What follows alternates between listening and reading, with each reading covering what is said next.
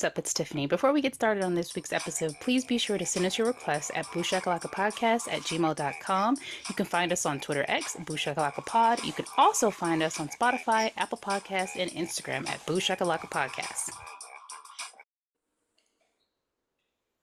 Hey everybody, welcome back to the Booshakalaka Podcast. I'm your host Tiffany, joined by co-host Pierre.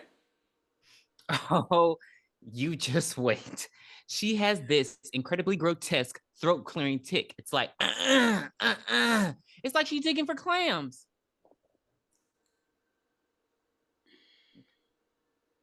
By golly, you got me again. The Family Stone. Go ahead, just keep going. It's the best Christmas movie in the world. The best Christian or Christmas? Christmas movie in the world. Really? Yeah. Better than Die Hard?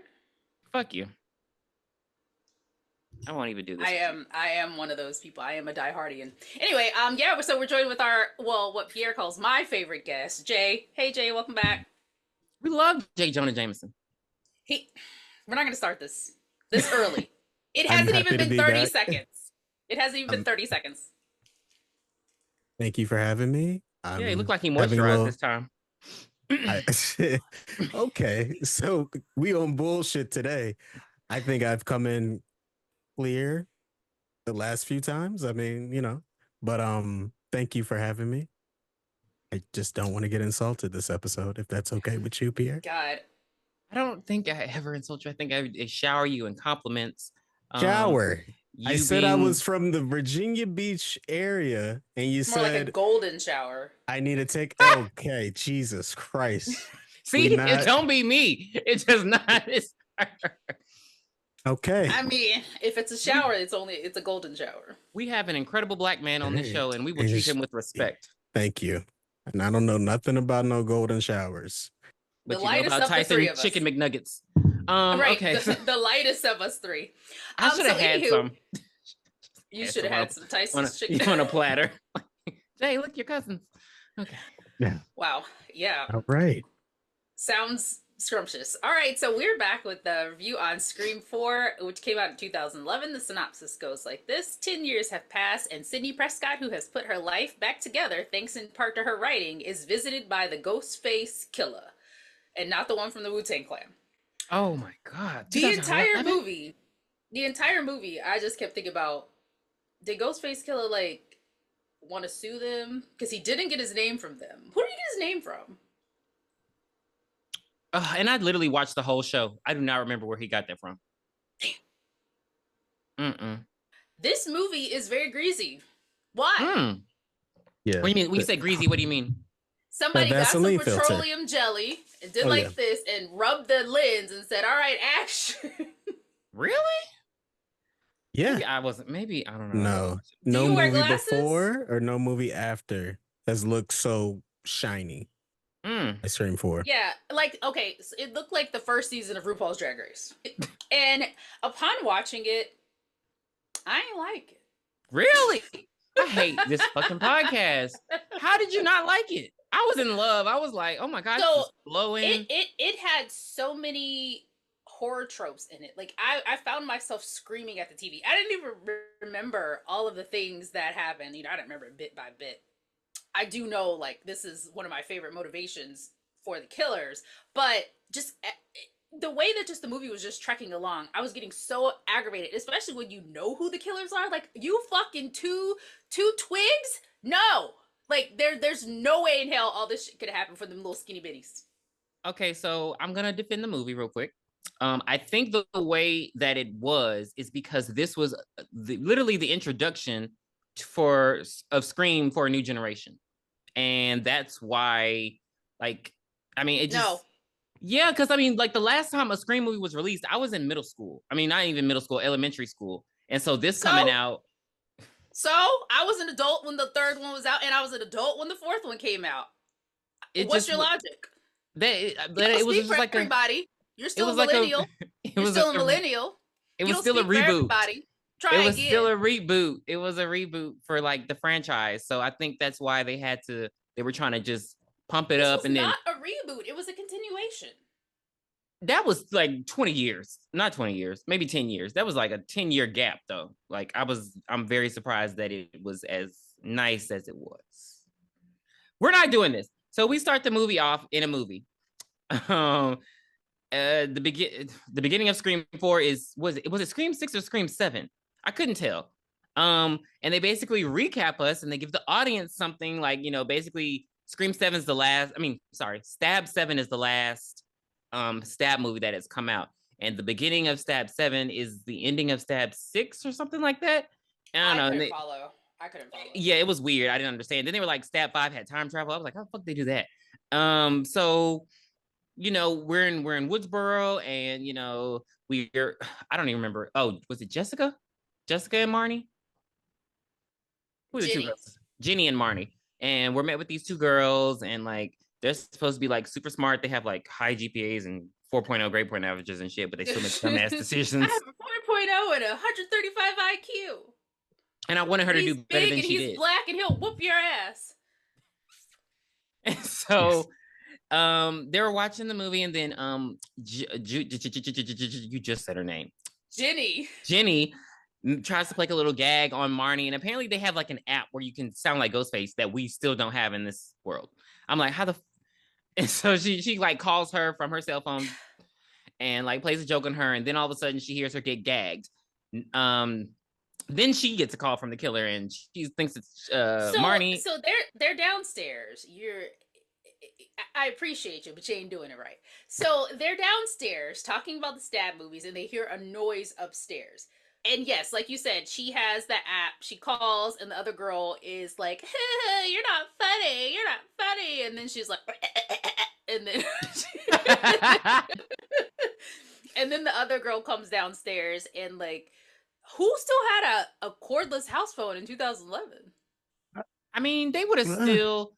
We hadn't really got into iPhones. They would have still been. Was it like a part of the TV package? Remember back in the day, you can get internet, phone, and cable all in one package. You still can. It's like significantly cheaper. Oh my God, are you serious? Yes, Spectrum. Spectrum be offering you everything, but now they do it.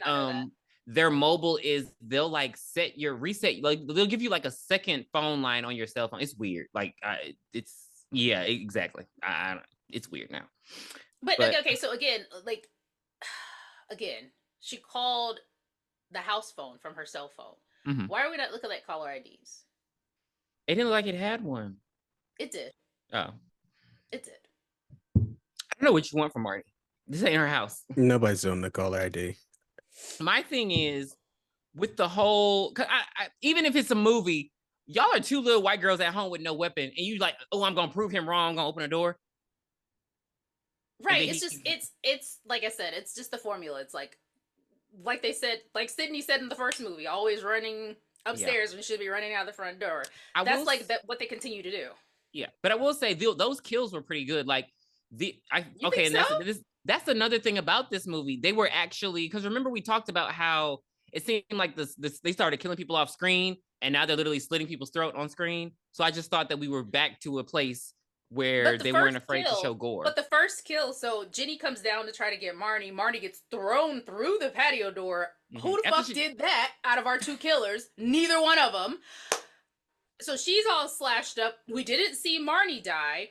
Then Jenny's running while the killer has a knife. She doesn't try to get any weapons. Like, okay, I know a knife is scary. Mm-hmm. I get it. But it's not a gun. Mm-hmm. I gotta find something, bitch. A pan, a skillet. Mm-hmm. What couldn't you say the other day? Some tongs, something to try to like fight off a knife. Anything instead of just running like a little bitch downstairs. And then my thing is, your house better than him, ma'am. Why are you? It just seemed like she didn't know where to go, and I was like, what the fuck are you doing? They stab her in the back, and she falls down in the garage, and then she pushes she falls down the stairs, which ends up in the garage. Mm-hmm. She pushes the garage door opener. So I guess if you get stabbed in your shoulder, your legs don't work anymore. Are we to think that he severed her spine or something? Why couldn't she walk? No, because if he had severed her spine, it would have been like Wolf Creek, where you can't walk at all. Like, but why couldn't she walk? I don't know, because I just feel like she could have made it, but right. And then he pushes the garage door opener down, and it slams on her. That's not how garage doors work. Do you have a garage door? Have you? We have you already encountered a learned this garage from door? Tatum. We already learned this from Tatum. We're not But doing that was 1996. 2011 garage doors are not like they're sensors. They have sensors down there, so when something's in front of it, the garage will not go down. Yeah, he pulls her back in the house. And But he kills her. That's what I was trying to say. He kills her off screen. Yeah, but we saw during the stab movies, we saw people get stabbed and killed and everything. So, and they have to do that fake off when so they can show the title screens. But yeah, she had some big ass tits.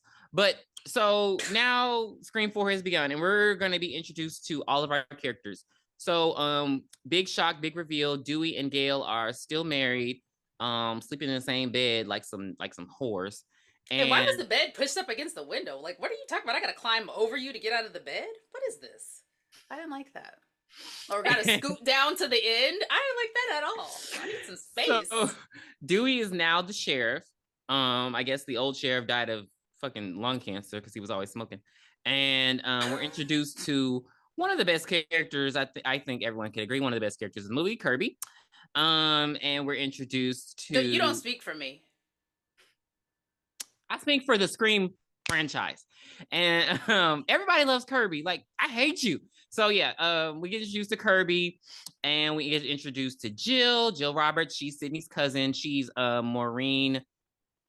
Her mom is Maureen Prescott's sister, and we get introduced to Olivia. We don't care about Olivia. She looks like she's a porn star. And no, she does not. Yes, she does. So no, she does not. She does look significantly older than the other two, but she was like a porn star. So then we introduce a college student, Yeah. And then we're introduced to Robbie, and we're introduced to Charlie, who is the best looking Culkin brother in the world. Go ahead, argue. Out of Kieran and Macaulay. I don't know what the others look like. Or are those the only two? Macaulay and Kieran. I mean, everybody else are girls. We know what the girl looks like, but I think the other ones, they're not in show business. Where have we seen this guy from? He's been in. He was in something recently. Yeah, he was in Swarm. I don't know if you saw Swarm. That's it. That's with his dick on the strawberries. And so yeah. Okay. But he's the best looking one. Okay. You just anyway, and I think that's it. I think that's all of the new main character. Oh, and it's fucking Deputy Judy. Ugh. No, and we also Sydney's publicist Rebecca. Yeah. Okay. Becky. So while the girls, Kirby picks up the girls in her car that she's speeding in, and she don't know how to fucking drive. I hate friends. She was driving like she was fucking Cher Horowitz. Like, what, bitch? What are you doing? Like, your town is not even big enough to be doing all that. Like, that's like speeding in Bay St. Louis. Like, where are you going? So the girls are headed to school. No, it's not. And they're basically talking about how Jill. You know what I just thought about? These bitches must be broke. As compared to. No, as compared to like, think about Sydney's house from part 1 and Stu's house, and then we go to their house and they're in these little residential neighborhoods. They ain't got no money. I hate you. Dewey's house was nice, like. Dewey's house was. They were like on the outskirts, right? Dewey was. I don't think. No, Dewey was in the neighborhood. Remember, he left out of his house and then Kirby almost hit him with her car. Yeah, he lives down the street from Jill. Right. So what I'm saying is, think about the first one. Think of where Sydney's house was in the first movie, and think of where Stu's house was. These bitches had no money. His house was in like his house was like in the woods by a lake. Yeah, it became more. It's more residential at this point. Yeah. Okay. But I don't know. Woodsboro just looks like it looks rich, but then it looks poor too. I don't know how to describe it. And so the girls are basically like talking any about other town. What are you talking about? I just don't have time for this. I was driving through. There are no apartments there. Yesterday, I went to Kansas City to go to this black area or whatever. There's like this black-owned brewery, the only one in the whole state of Missouri. And while I was driving there, they had like, I guess it's like a black neighborhood or whatever. And you're there, and then you drive like not even a quarter of a mile, and like everything just changes. Like the houses are huge, big, and it's like, wait a minute, like that line of. it's not a line of demarcation, but it's like the, other side of the tracks type of thing.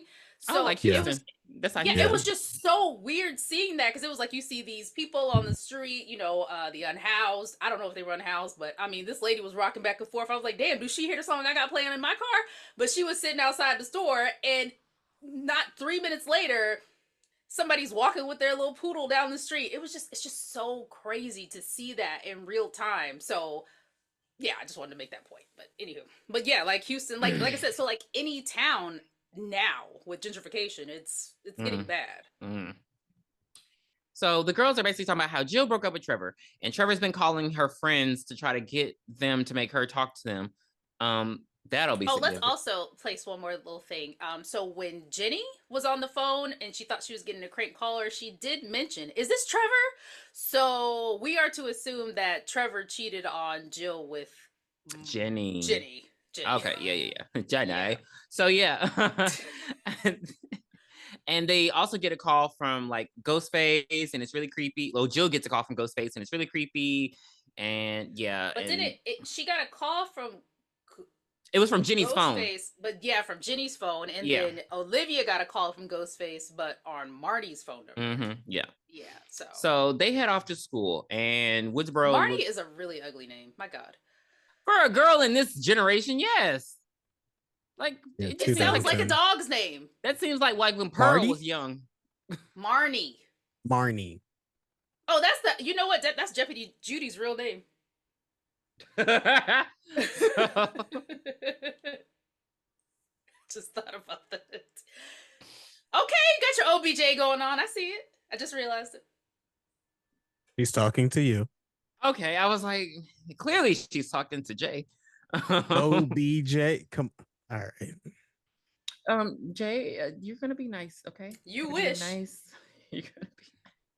So Sydney arrives in town, and she's there for her book tour. She wrote this. I don't even know what the fuck her book is called. Nobody cares. Return to Me. Oh yeah, like that. Something out of the darkness. Out of the darkness. It was so funny when Rebecca was like, "Look, did you see the display?" And I was like, "Bitch, it's just a poster and some books. Like, you ain't do shit." She's like a terrible publicist. She seems like a terrible publicist. Like, she seems very money hungry. She seems like Gail. Yeah. So there are a lot of. I think what they're mirroring a lot of personalities from the first franchise. But yeah, so she arrives and they're getting all set up, and then I guess because this is the anniversary of the original Woodsboro murders with Billy and Stu, so it's like literally the anniversary day. 15 years. God damn, 15 years. And so people did it as a prank. They put these scream things on light posts, which that actually looked good. So they're called Ghostface. They're not called scream things. They put Ghostface masks. It's like these little, I don't know, but they really looked good. It was too nice. It was too nice. Like a professional event planner did that shit. It wasn't no kids down the street that did that. That's why I was like, I mean, if you wanted to get publicity, like increase your tourism, I would have left those up. They look really nice. And they're taking them down. Of course, they're like the mayor wants them down. This is what I don't understand about Judy. I don't fucking like her character. I was glad she died in the next movie, but I don't. Wow, spoiler. But I don't like. Okay, you're a deputy. This is your sheriff. Why the fuck are you making him lemon squares and shit? Like, nobody clearly has a thing for this guy. I understand, but it's very like usually it's subtle. Like this is very fucking obvious. Why do you bake my? And then for Gail, I understand she like. I mean, why are you making my husband? How should you flirt? With your work husband or work wife. I'd be like, Sheriff, can I come with you? Like, I don't know. I don't cook shit for no. Like, it just seemed very on the nose to have a crush on your boss, and then you're baking him shit, and nobody cares. Have you ever had a work crush? Yes. And no, I did not bake them a goddamn thing. I didn't fix them nothing. I bring them food. Like, no. What was the dynamic? Was this a superior or was this a colleague? This was a colleague. Okay. Did it go anywhere? No. Okay. I had one as well. Ew. Because you're remote. And it led me straight to hell. So this went further. That's that fucking August Leo I'm talking about. God bless. Hey. Never again. Okay. Yeah, I wouldn't recommend. Wow. This no, dating a in coworker. Leo season, y'all doing this? Wouldn't recommend dating a coworker is what I meant. Oh yeah. Don't shit where you eat, for sure. Mm. That's no good. It makes sense in the grand scheme of things, just because you spend most of your time at work. So it's like, especially if you're doing the same job. Like, yeah, if like we where work else at are you supposed to meet Walmart and people? you work in the stock room and I'm a cashier, that's different. But I'm talking about we were doing the same fucking exact work. Like, what am I doing? Y'all aren't playing the long game though. We were 3 desks Because over. what if this goes south? Then you're stuck with this person until one of y'all gets a new job. Yeah. I mean, but actors do it. I got a new job, but it still didn't work out. So. Well, actors can just move across the country and still be an actor, but I'm gonna still be in. If you're on a TV show, though, if you're on a TV show like the y'all don't watch that show, on Outer Banks, when the two leads started dating and then they broke up, and it was like, why did you do that? Like, and what was that one show? Oh my god, was that Dexter, where he was dating the one woman that's supposed to be his sister on the show? Yeah. He was married to her, show and they had in to real continue life. Being brother and sister on the show. Like, how uncomfortable! Like, get out of my face. I think they tried like looping that into the storyline. Actually, he started because she was like his adopted sister in the show. So, oh, gross! A loophole. They tried it, and it was still pretty weird. I like it. So exactly, Dracula. Don't make shit for my husband. But yeah, so they get the call. Well, I mean, you see where he put them. Right at the front door for the community of police officers to eat them. Well, that's what you're supposed to do. Well, I mean, there's a no gift. Yeah, anyway, you should make for the office. Yeah, and I used to always we were fat. We used to have like a potluck all the time. Like I bring in something one week, and then my other friend would bring in something the next week. But you put a little extra love into that cookie for that crush, though. It's a little bit creamier. Oh no, fatter. I don't. Ew, why is the cookie creamy? I mean, gooey. We don't need to know what you did like in college. I don't bake. So that's the easiest thing to do. Yeah, what did you do? You store bought? We've had this conversation before. No. I'm a savory, not a sweet. Okay. So I can make anything except for like cookies and stuff like that. I can't do it. So what were you bringing to the potlucks? Meatballs, cocktail weenies. Oh, that sounds like baby shower just food. because I'm black don't mean that that's the only thing I cook. Chicken wings. No, I'm just kidding. Now that's too much for a potluck. No, whatever. Like I'll make whatever somebody says, I can make it. I want to roast. So, I can do that. They find the two girls, they find the murderers, and then they show up at Sydney's book signing because apparently a phone was taken from the crime scene and they traced it back to the book signing, which to that area. You're gonna have to explain that to me, because how? Bitch, you're gonna have to explain it to me. Because I'm like, first of all, how did you just know that their phone was that particular phone was like? How do you know that? Like, if you show up to a murder, I think it was one of the girls' phones, so it was either Marnie or Ginny's phone. Is that a procedure that you just look for their cell phones though? When your killer always calls somebody before killing them, I guess yes. Okay, because I'm just like that. It just seemed very like cat and mouse. Like, how did y'all get here? Like, what? That like, and then y'all traced it. Like, how did you know to trace this? Like, who gave you this information? Did their parents find them? Like, what? Okay. That's gonna be the last thing I'm fucking looking for is my kid's phone. That's why I'm like, who was? Well, I guess it was just like who was the last person that they talked to, type of thing. Okay, because that was just a far fetched. But anyway, they call the phone. They made it so dramatic. First of all, like, stand back. All right, ring. I'm like, y'all literally didn't even have to interrupt this. Y'all could have literally done this outside. The whole time with Anthony Perkins' fat ass. I'm gonna call him that in this movie. Why? Perkins? I kept thinking about. He means Anderson. Anderson. Who the hell is Perkins? Anthony Perkins, Psycho. That was his name in the movie, actually. Oh. His name was Anthony Perkins in the movie. That was his character's name. Oh, we doing last names today? All right. Have you seen Hoodwinked? No. It was too much like Shrek. I thought it was a ripoff. No, it's so good. Anyway, he played a cop in that movie. So it's like, I feel like he was trying to be the same character. So the whole time, I just kept thinking about him being the cop in that damn cartoon. But anyway, I hate you. sorry. You really need to see it. It has one of my favorite lines ever in the entire world. Look, Google what it's on. So yeah, they ring the phone, and then they hear it ringing all the way from inside Sydney's rental car. They're inside the building, but they hear it ringing all the way out there. Well, and no, there were people outside that heard it ringing outside. That's some bullshit. Like, oh, it's coming from over here. So it's on Prime Video. I'm watching it tonight. Sorry. So Sydney's like, dude, it's my rental. And they open it, and it's just like her, like, you know, little portraits of her with blood on it, and then the phone. And I'm like, it's her book. It's not her book. That book is not that goddamn big. Book is not that big. Go watch it again. It's like the portraits for her, you know, like it's for her stuff. It's just so who did this? Who put that in that trunk? Please. And why? And they just didn't check the trunk. Like, you do not check the trunk of your rental car. You don't. She had just gotten there. You don't check it until you check out of your hotel.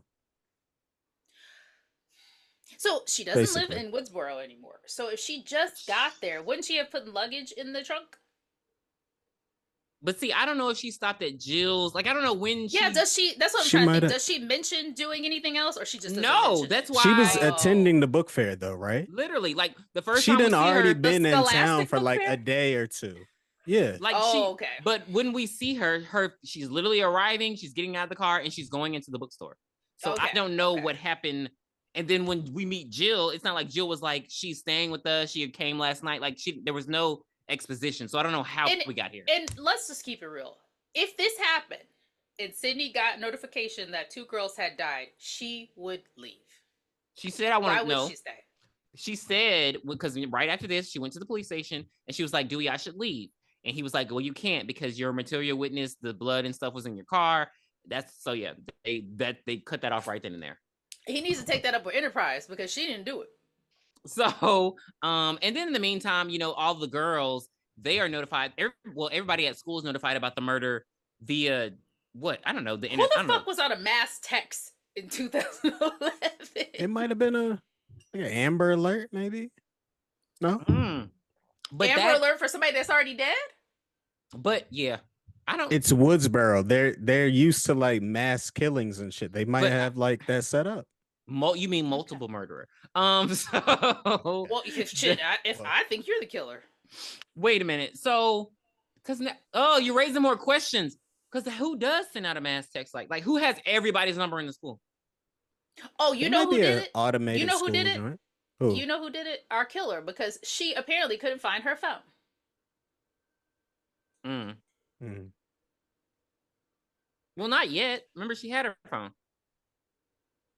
No, because when everybody's getting texts in the classroom, she's the only person that does not look at her phone.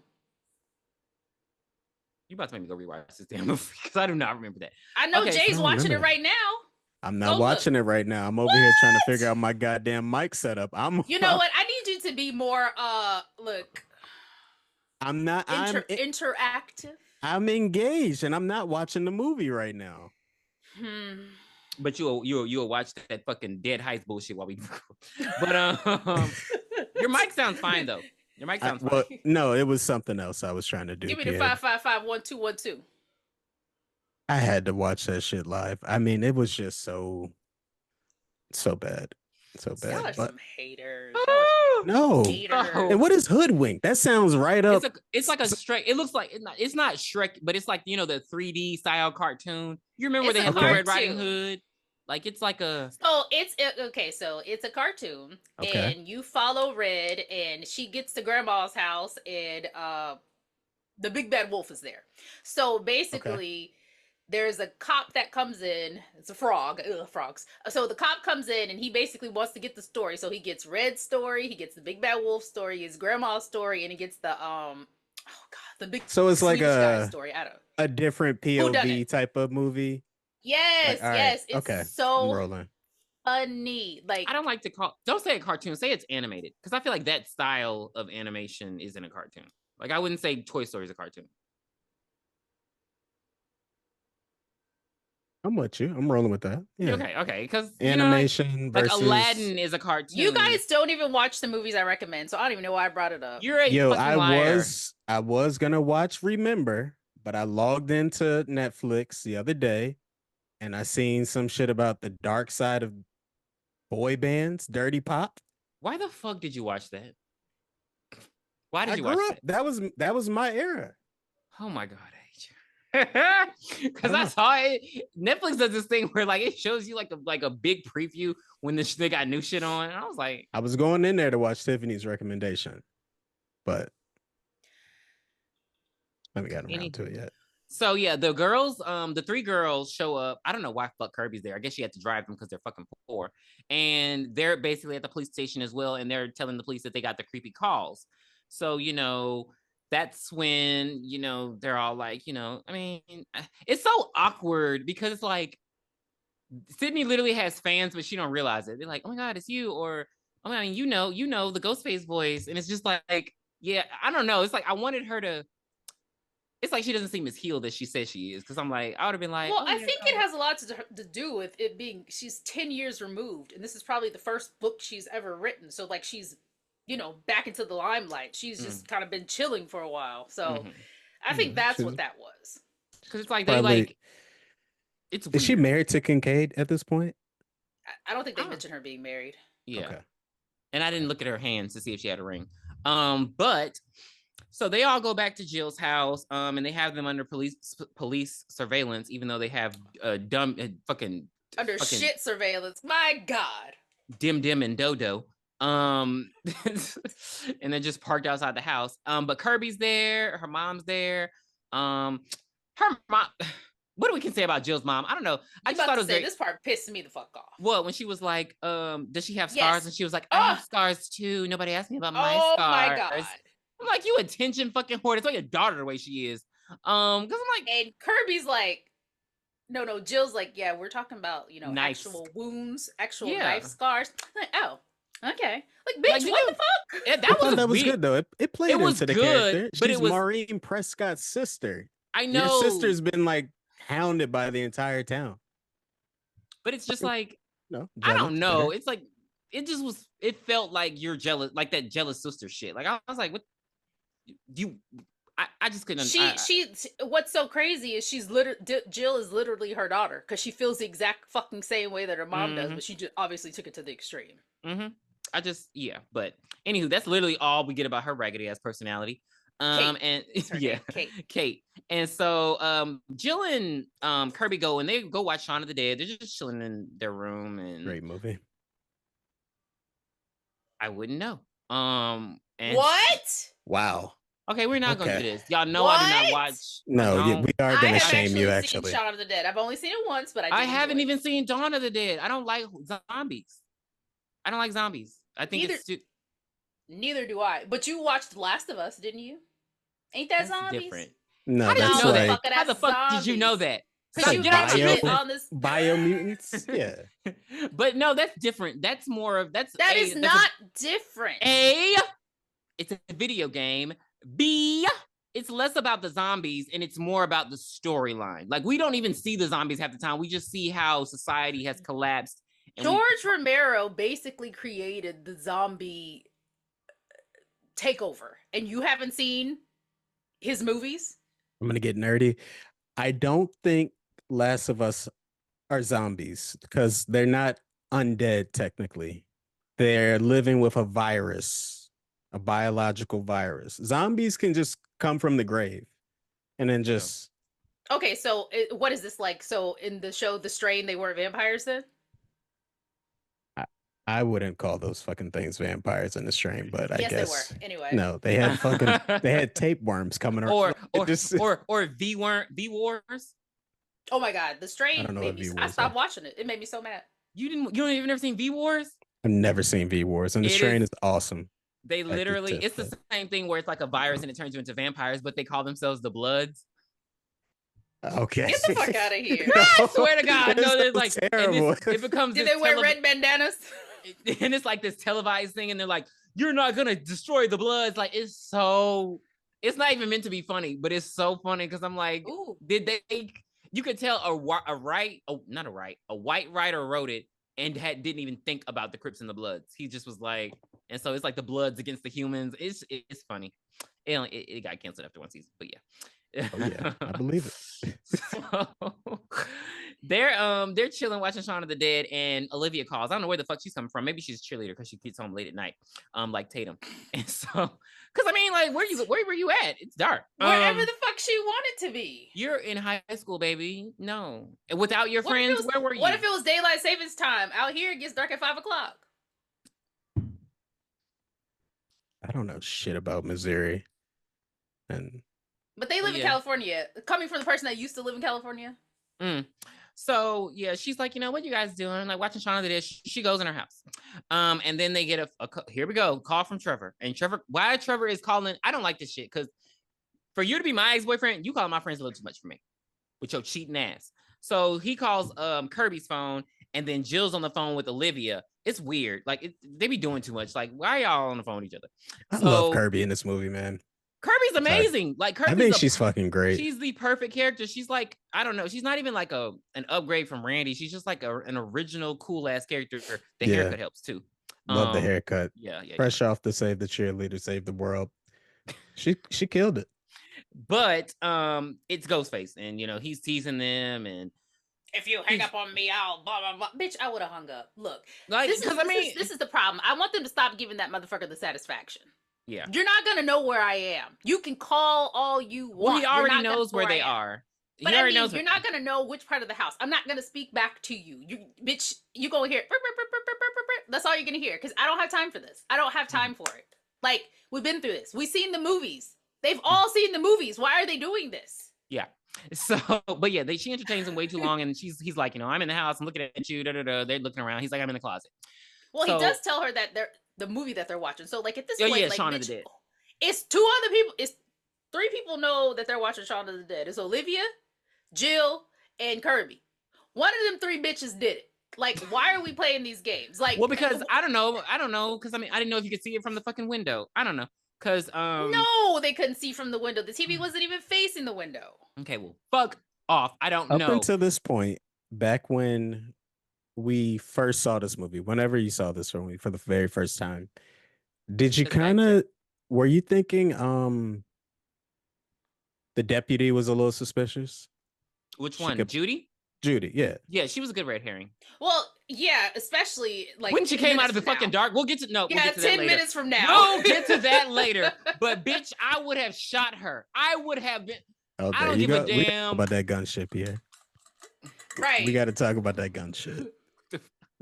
Because who you voting for in November? Hey, you get so just ready to bust your gun toting, slanging. Anytime. Who has the guns? Is that Yosemite Sam ass? He was racist as hell. He was looking back.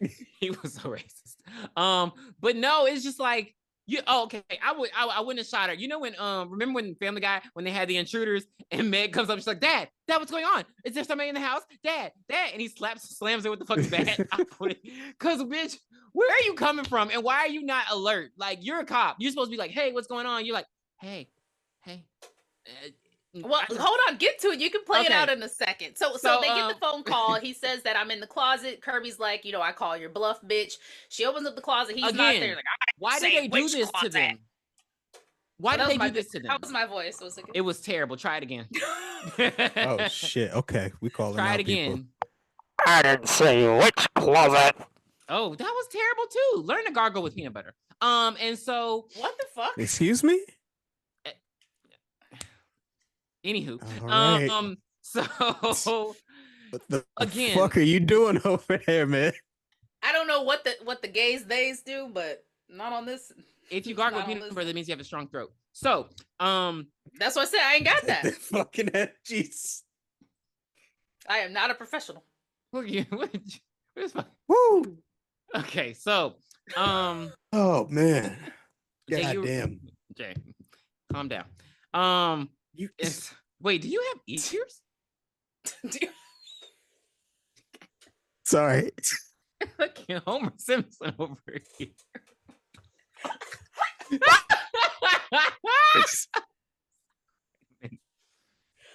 Okay. Okay. So why did they do this in scary movies? I missed the Why joke because I was struggling.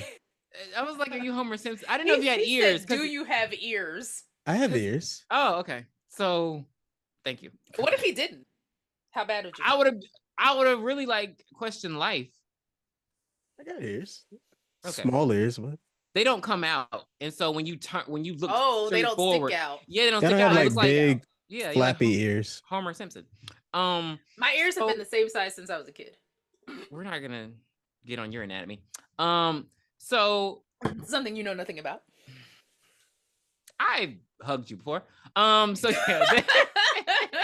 Yeah, I was probably 60 pounds heavier. You don't know nothing about now. Literally just hugged you last. Oh, I wow. forgot I saw you last year. I forgot I saw you last year. Forgot. So why do they call bluffs and you don't have anything to back the bluff up with? Because if she was in the closet, what were y'all gonna do? I'm like, waiting for the movie where somebody says I'm in the closet. Like, okay, I call you bluff. Pow! And they just shoot at the fucking closet. It's like, please, I need it. I need it. Yeah. So that'd be great. I didn't say which closet. And then he pops out of Olivia. He pops out of Olivia's closet. Yo, her I would have jumped out of the fucking window. Olivia had no chance. Like, I'm sorry. This was the one Olivia kill. did have a chance. No, Olivia could have jumped out that fucking window. When he busts out of the closet, he immediately stabs her in the tits. Boom. Like, and then, like, I mean, then it's just like, wait, what's happening? Like, she tries to, he stabs her in the hand when she tries to block the knife. He stabs her in the back. He busts her head out through the glass in her window. Like, it's like, she didn't have a chance. I thought he was going to chop her fucking head off like a guillotine. That was a good kill scene.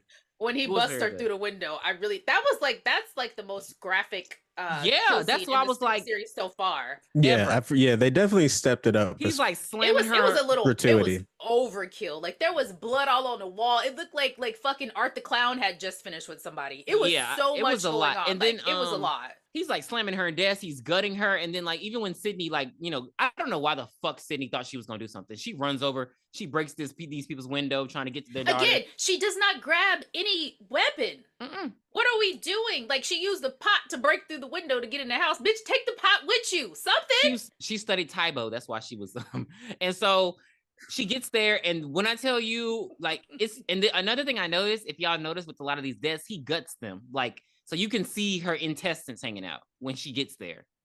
That's what I said, Art the Clown. I don't know if you've seen Terrifier 2. Oh, I'm not even playing those games. None of the Terrifiers. No, I see them because I think they're all on Hulu. I'm not playing with my way the roof. So let me put it this way. It is very graphic, but it's like 80s horror movie graphic.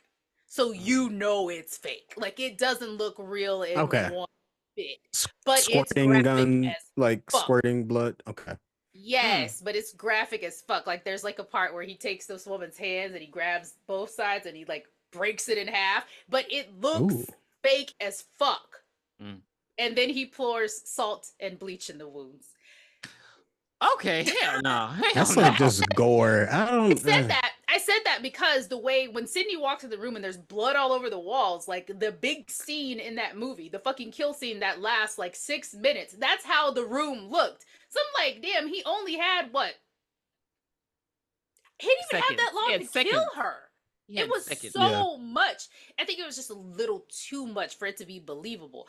But again, what the fuck are these cops doing outside who are supposed to be on patrol? Because my thing is, when y'all saw, if y'all were sitting outside and y'all saw Sydney run over, what y'all thought was happening? Like, I don't know. They're terrible cops, first of all, and they need more people guarding them. But yeah, it was a terrible kill scene. And then this one had the most useless side characters, and I don't mind the useless side characters, but this one was just. It was more. It was like celebrity porn, honestly. Yeah, Adam Brody, it was like just a big Anthony Anderson. Were we watching Surreal Life? Cameo fest. So and then like so okay, Sydney sees her. This was nasty because if you notice, Sydney like puts her hand on the wall and slides down, and I was like, ew.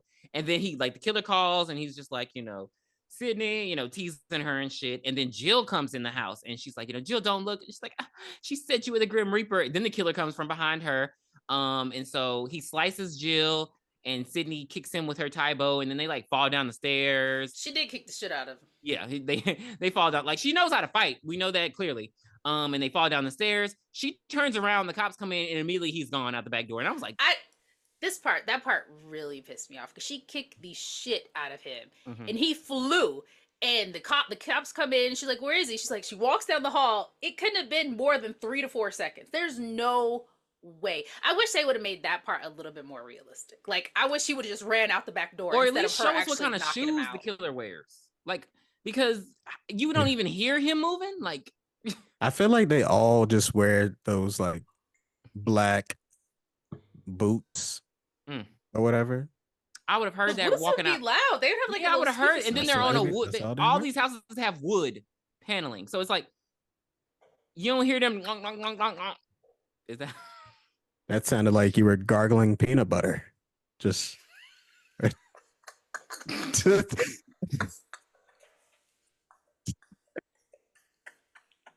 is Jay on this podcast?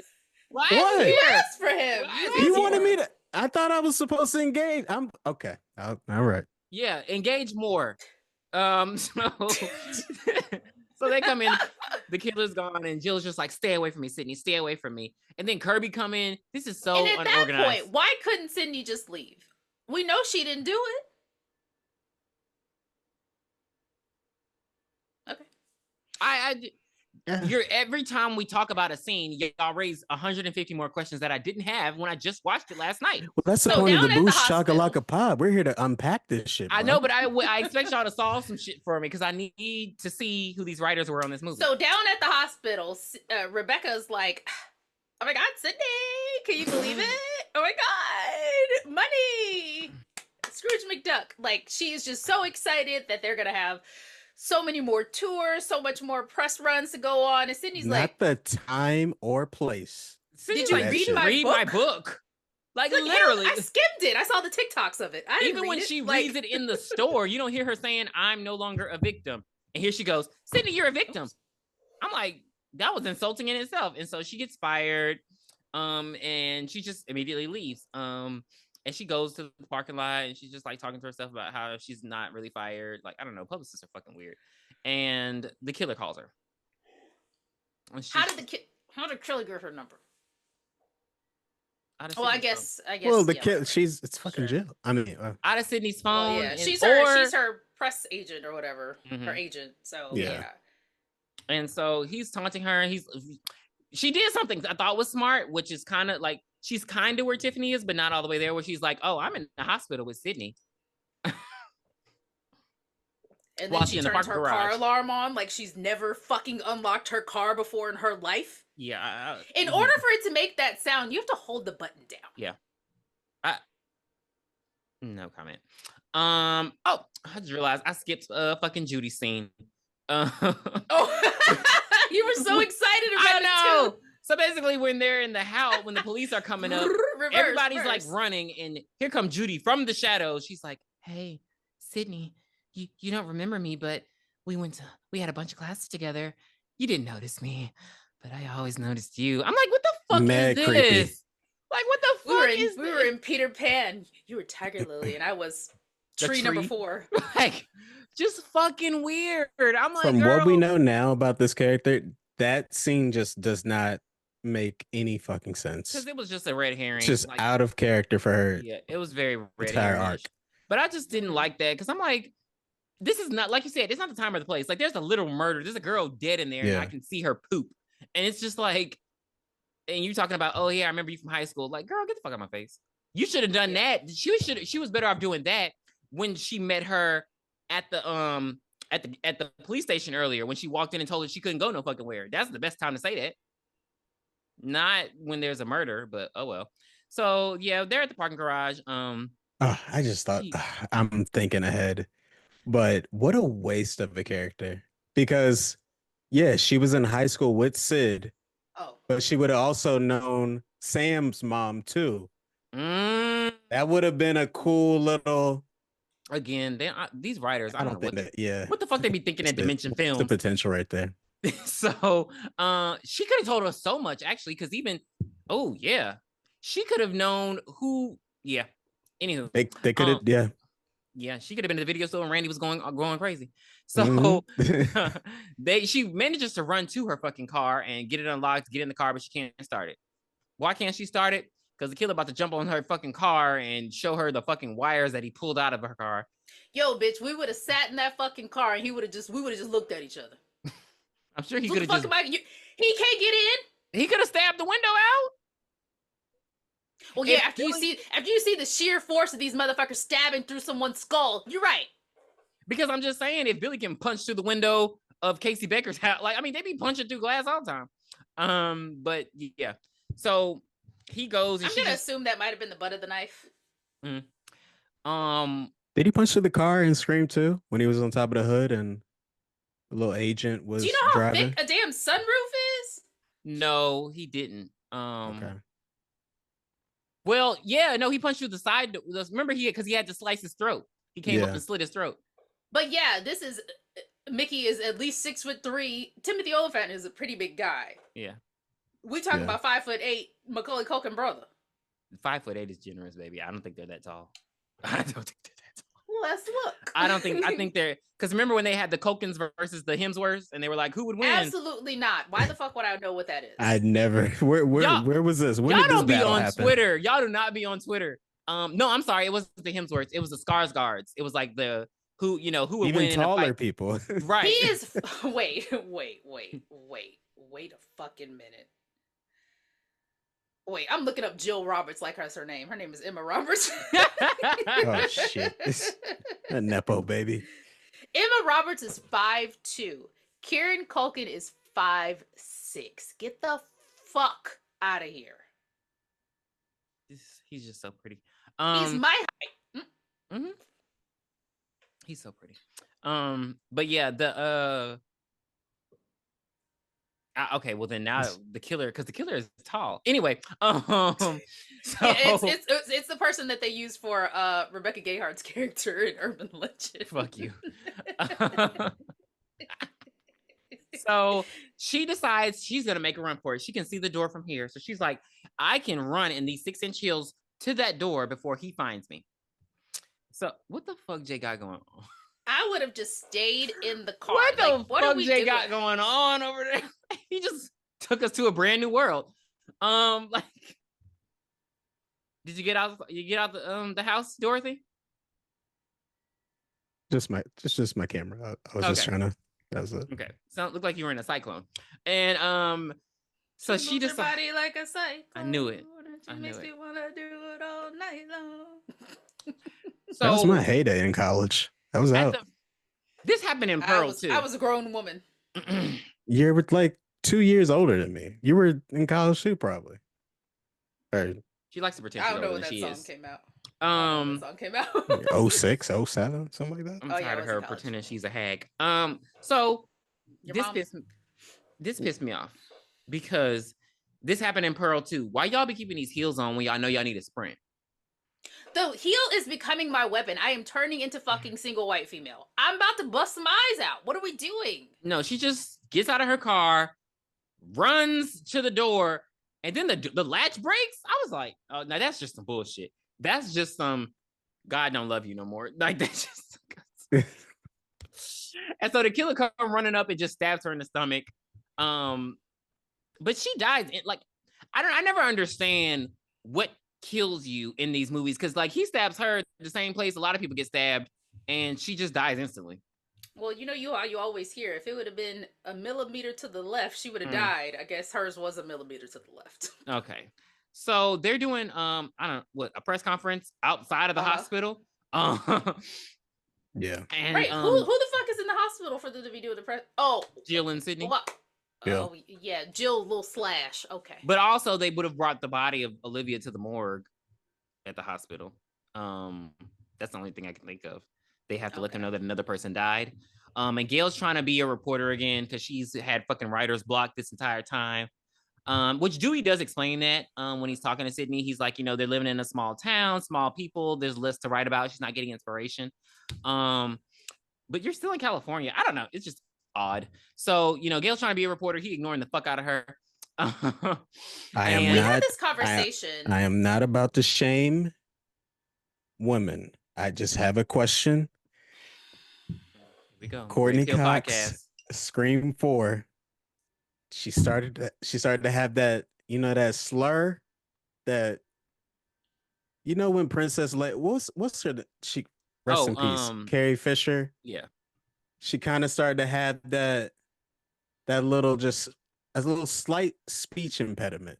I think that's from lip filler. Yeah, that's from the lip so filler. I'm seeing that in Courtney in this one. Did y'all peep? Did she seem just a little different since the last time we seen her? Well, honestly, rewatching this, I thought all of them looked younger. Like I was like, oh, Sydney looks good. Like, Gail looks good.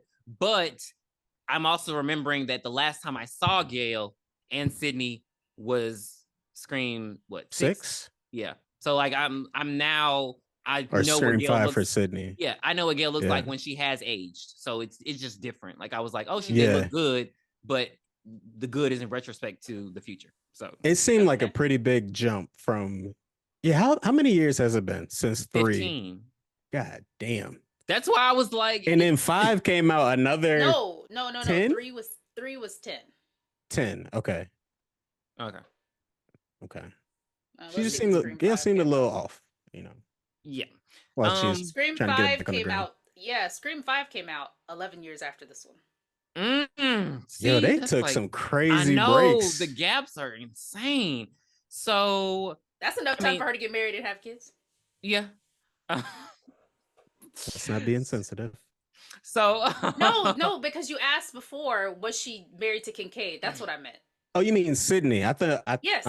I'm still on Gail. My bad. No. I'm talking about Sydney. Yeah. Sydney's character. Oh yeah, she should have been married. Had the kids should be like damn near in their 20s by now. Yeah. If they did it. Right. Yeah. If they just listen, pay attention. No, to fucking why? Writing. If she got married after 2011, she would just be having the kids then. But she had already had them. She had them in 6. She had the kids in 6. Right. No, I'm talking back to when he mentioned. Did she mention being married in this? Yeah, like is she currently So I'm married? thinking it probably happened right after this. Like life is too short. Look, I ain't got no mama, I ain't got no auntie, I ain't got no cousin. Let's do this. This book's not getting it's not going anywhere. Look, I'm fucking done. Let's go. Okay. Did y'all talk about like how Sydney is just clearly just does not know what she wants to do with her life? She went from, before this, she was like on a hotline of some sort in Scream 3. That was for isolation. That was for survival. Well, the first time she wanted to be an actor. Remember? Oh yeah, she was a thespian. She wanted to go to Broadway. She went from thespian to hotline call to book journal author. To trad wife. To what wife? Trad wife. What's a trad wife? A traditional wife, stay-at-home mom. Okay. Is what I'm gonna assume she's doing now. Mm-hmm. Yeah. Because she damn sure didn't say she had to take off for work in Scream 5. So. Yeah, she just left her kids. She's like, oh fuck, Dewey's dead. She left them at the pier. You remember she was running, and then she got the phone call. She said, "Fuck," and she just left the kids right there. So, yeah. I don't. Rebecca gets stabbed, and then, like you said, they're having the press conference, and then Ghostface tells Sydney or whoever, "This is a warning," and throws her fucking body off, and she falls on top of the van. That was the worst CGI in this entire movie. That looked so bad. I thought no, baby. I think that was a doll. Because the way her legs were rubber. Like if you watch when she hits it and her legs turn into rubber. What's the name of the doll that was in The Faculty? I know you know. Resuscitation. Andy. I hate you so much. So good. I hate you so much. But yeah, that was her. It's her. Yeah. I heard her voice. It gets very but yeah, the killer just be doing gruesome shit because there was no reason to do that. No. So Gail's like, okay, I'm gonna get the help of these 2 high school idiots, Charlie and Robbie, because they're filming everything. Look, I gotta be in the know. And they have the classroom scene where everybody talks about horror movies. Yeah, but hold up. This was very contrast because if your assistant had just got killed and you had witnessed, it just seemed very odd that her and Gail were in this classroom the next day. I'm like, you ain't gonna. I don't know. I guess maybe she's numb to it. They weren't there. They were. I know, but are 20 you feet numb to below. it? Do you, like, but Yeah. you know what I mean? Like these people are You dead, are. and you're just like At this point, if it's, I mean, yes, you're just numb to it. You are okay. literally just numb to it. So So they go basically, in. this is They're more in the for the audience. classroom. Let's be very clear. This is more for the Yeah, audience for to sure, catch for up sure. on, new movie tropes, where we are now. Yeah. Cause it's like, Yeah. even though like we are seeing this as Gail and Sydney, like this new generation shit. Cause that's when they're introducing filming the murders. They talk about like, anybody can get it unless you're gay, apparently. Which I think it too destroyed that. It was too. That was too early. That was that wasn't a thing till later. But my thing is, they weren't. This is before marriage equality. So I'm like, Was it? yeah, There was marriage equality in 2010. Yeah. Yeah, Obama became president in 08. That was 09. legit. That was around. That was the first time. I could have Googled when there was I'm talking about throughout the whole U.S. That was not that early. Yeah, I think it was like Ellen or something. I don't know. Fucking But Ellen. Nationwide was Nationwide was 2015. That's what I'm talking about. I'm not Okay. talking about when you could just go to California and New York. No, like nationwide. Okay. So Okay. But guess what? They like, live in California. Oh, so got him. But I feel like we've seen gay people die before that. Maybe not. No. Now I'm thinking about gay characters. Well, I'm thinking about We've movies seen- now, yeah. and a lot of gay characters are not dying. I mean, there was It too. Remember that whole beginning scene Was they were weird. getting. And then when they just threw the gay people off the balcony, off the fucking bridge. And then the gay people died in the Halloween movie. Okay, maybe never mind. So, anywho, yeah, they talk about remakes and like, oh, we're in a remake. Okay, we're not in a sequel. We're not in a trilogy. Blah blah blah. We're in a remake. Did they say remake or reboot though? One of them, a boot make. One of them, and they all talk about how they're gonna go to the Stabathon. Yeah. So the Stabathon has got to start at 9 p.m. and end at, I don't know, 2 the next day, because you watching 7 fucking movies, at least an hour and 30 minutes each. Like, this is fun. It's gonna take forever. I know that's it. But I do like that they have their own tradition, but it just seems insensitive. Yeah. Okay, that's the word. I was gonna say insensitive, but I was also gonna say it just seems like, because these, like, again, Dewey is the sheriff. You're not that far removed from it. Like, Dewey was what he said, 25 and a half years old. Yeah, that's this many. So he was like, he was 25 and a half when it started. When I'm cleaning up my room. But we've seen this in like other IPs, TV and film, where fast forward in time, the town kind of like leans into the lore of just whatever mass murdering took place. Yeah, but they don't do that in Tiffany. Did they do that in Chucky? Like, they don't talk about Chucky, do they? In Jersey, where the fuck is he from? Hackensack. They don't talk about him. So they do in the TV show, but it's not like this. Yeah, and I think even during the first trilogy, it was even like they made Andy's mom out to be like, this really didn't fucking happen, even though there were witnesses to this goddamn doll. Yeah, it was still like almost because urban legend.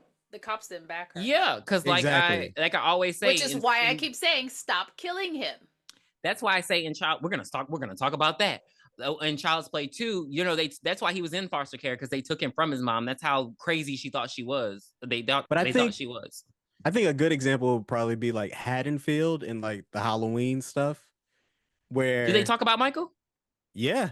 Oh, okay. Like it was like legit. They're like, hey, we kind of come together at this bar and reminisce about. Yeah, but they weren't watching the movies and cheering. They weren't. Were there movies though? Yeah, I don't think. Well, this is the only one where they actually made movies about the shit. Yeah, Scream's so disrespectful. Yeah, because like, what the fuck? So yeah, you're right. It's so disrespectful. But before they get to the Stabathon, like they're getting ready, they're going on their way. We're back at the house, and Jill is like, "Yeah, my mom said I can't go. I got to go sit in my cell. Room. I'm so funny, huh, Sydney?" And Sydney's like, "Yeah, okay, yeah. Sucks that you want to, your mom wants to fucking keep you alive, but okay." Whatever, Jill. And Jill asked her questions about how she deals with all eyes on her and all of the fame. And like you said, Sydney does not even think about that shit. She's just like, well, I'm just telling my story, just trying to warn people how to, like you said, not be a victim. And Jill's like, I didn't like that answer. I'm going to bed. And she left and goes upstairs. Like, that's the energy that she gave her. Like, that's not what I expected this bitch to say. I'm out of here. Mm-hmm. Then Kirby's going to the Stabathon out in a barn. Like, you do not do that in Northern California. There are snakes every fucking where. Like, what are we doing? I saw a snake the other day walking the trail with my dog. I saw. What are we doing? And you didn't kill it. I mean, if it had attacked her, I would have. But my thing is, I don't know. It just doesn't even seem. They didn't even have no good. I didn't see no. Did you say gun? I was about to say I didn't see no meatballs. They didn't have any good snacks. Wait, did they have any snacks? Maybe they had popcorn. I saw they were drinking. Had like some bobbing for apples type shit. Did you see that? Like when they asked white people, like, "Hey, if you go to a party, do you expect there to be food?" And they're all like, "No." And then they asked the black people, like, "Hell yeah, there's supposed to be food at a party." Because then you're just drinking on an empty stomach. Like that's why people be getting fucked up. Like, yeah, I'm like, but I'm not. My thing is, okay, like you said, this is about to be a long ass thing, and I'm sure most people have cut out before probably the time travel one. You coming in there with a 2-piece of a biscuit, huh? Because my thing is, I'm not sitting there for hours and not eating. Are y'all fucking crazy? I don't even like y'all like that. And then we're not even sitting in comfy chairs. We got fucking hay around us. I know it stinks. Like, come on, make it fun. It smell like the barn and X. Yeah, and then they also try to make these two kids seem like the nerds, but they got all these people coming to this fucking party. They're that popular. And also, they got the wrong... Charlie is not... Well, nerds were cool in 2010, though. First of all, nerds do not look like Charlie. If nerds look like Charlie, I would have been fucking toaster strudel. But my thing is, I don't know what you're seeing. I don't know. I guess he just looks really, really... I don't know. Not that good to me. I don't know how to even participate in this part of the show, but... Did you just freeze? No. Is he frozen? No, he's still there. I'm still here. Oh, you did. Oh, you did. Oh, shit. That was kind of scary. That was fucking scary. Talk about screens. Shit. It's not me. What kind of internet you got? You need to bump it up. Bump up to the next level. Verizon Fios. Oh, we did talk about that last time. You need to throw that in the trash. I thought last episode went pretty good. Listen, my setup it's a work in progress. Back to the show. Understandable, but we're an established podcast, and we passed our work in progress. You coming in here, fucking the damn thing up. Damn. Okay, damn, that hurts. Oh god. Got it. Oh shit. Yeah, like they don't look for them to be nerds and then have all these people come to their party. It just seems very odd. But again, like I said, Charlie does not look like a nerd. Charlie is way too pretty. And so they're all there, and then they're watching movies, and Gail shows up, and she's like, she got these big ass cameras, these fucking Best Buy pocketbook. She got a pocketbook. Like, it pissed me off because why she come in there like, yeah, right? And then she throws a screen mask on, trying to like everybody like, because they already thought she was a student. They're like, hey girl, she's like, hey. Then she thumbs up, like, well, no. So she actually starts putting the cameras in before they go up and start their speech about the Stabathon. So. My big issue with that is she puts that one camera up. Nobody saw her do that. Mm-hmm. But then she goes behind the screen and puts a camera behind the screen, drawing attention to her dumb ass. Puts the camera that looks like this goddamn microphone is this damn big behind the screen. And then she goes and puts it in 2 different other places and takes off the mask while she finishes putting them in those places. Why did she take the mask off before she finished putting all the the cameras? Because they thought the audience was too stupid to realize it was her. And then my thing is, you can tell, and see, this is what I be talking about. Like, they really were showcasing this age gap. Because cameras are smaller than that these days, ma'am. Where the fuck did you get these cameras from? Did you take these from your house?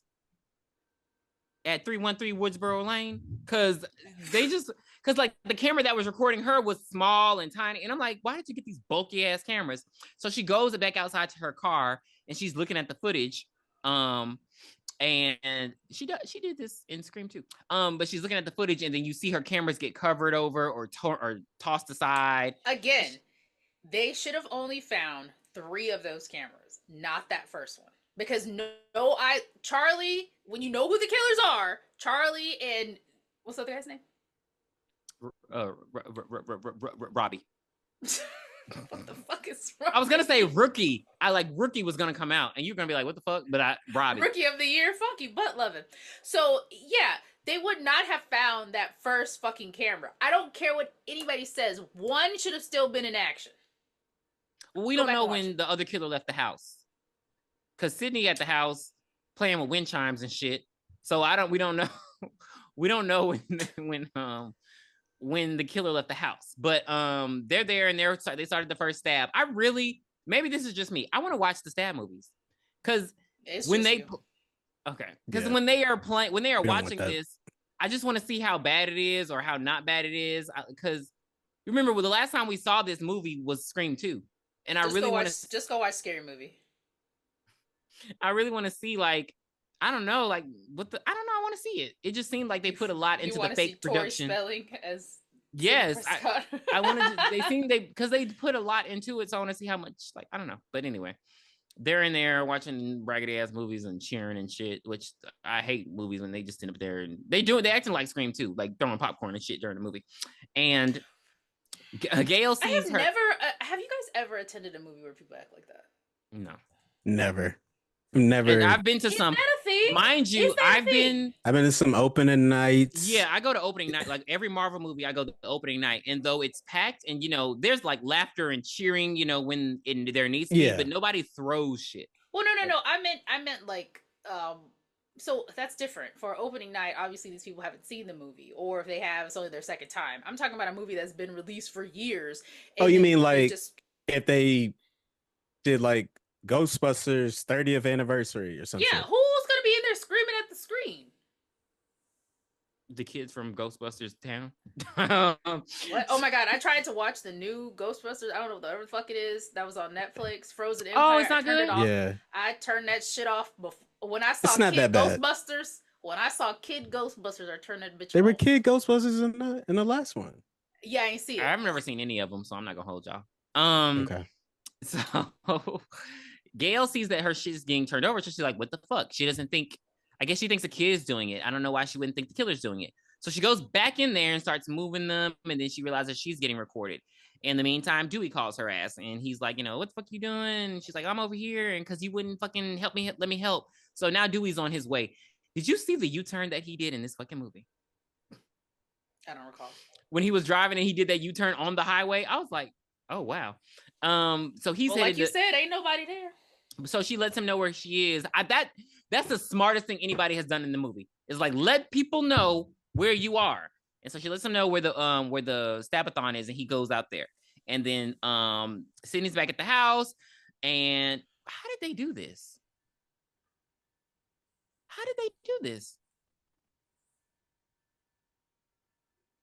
Anywho, so exactly. When did the other killer get there? They did it. How did they? Because look, hold up. Exactly. So exactly. I don't know how close the Stabathon is to the house, but baby, it seemed far because it seemed like Dewey had to drive a long time to get there. So I guess which scene do you want me to do first? She goes back in and basically Ghostface. Yeah. Ghostface comes after her. She it's like a mini chase scene. She throws hay on him, and then she falls, and I don't know what she was trying to do. Take that. I don't know what she was trying to do. She thought it was like dirt and fucking what was that Jean-Claude Van Damme? Bloodsport. And he Dewey shows up and because he shows up to her car. He finds her car out of all the cars there, and he can see the footage of her of the killer stalking her because of her camera. And he's like, Gail. Again, this has happened before.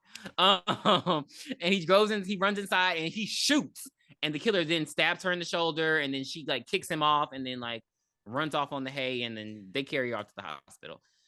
If you have been in a situation like this, I don't know how many times, why do they not have one weapon on them? I need our main characters to be just a little bit smarter. She has hay. A taser. She has hay. Maybe because is it dipped in fucking snake poison? No, it's not gonna do anything. My thing is, maybe 10 years removed, maybe you just kind of lose your fight or flight. flight. No, after you found out people started dying. Come on, you don't lose that. I mean, Dewey the only one with a weapon is because he's issued one. So but she could have had a taser. They don't want to live. I mean, well, by the 6th movie, she has what you want. guns behind portraits and shit. But so yeah, she gets stabbed. She's taken off that hospital. In the meantime, Sydney is back at the Roberts residence, and again, those fucking wind chimes. So she gets all spooked and freaked out.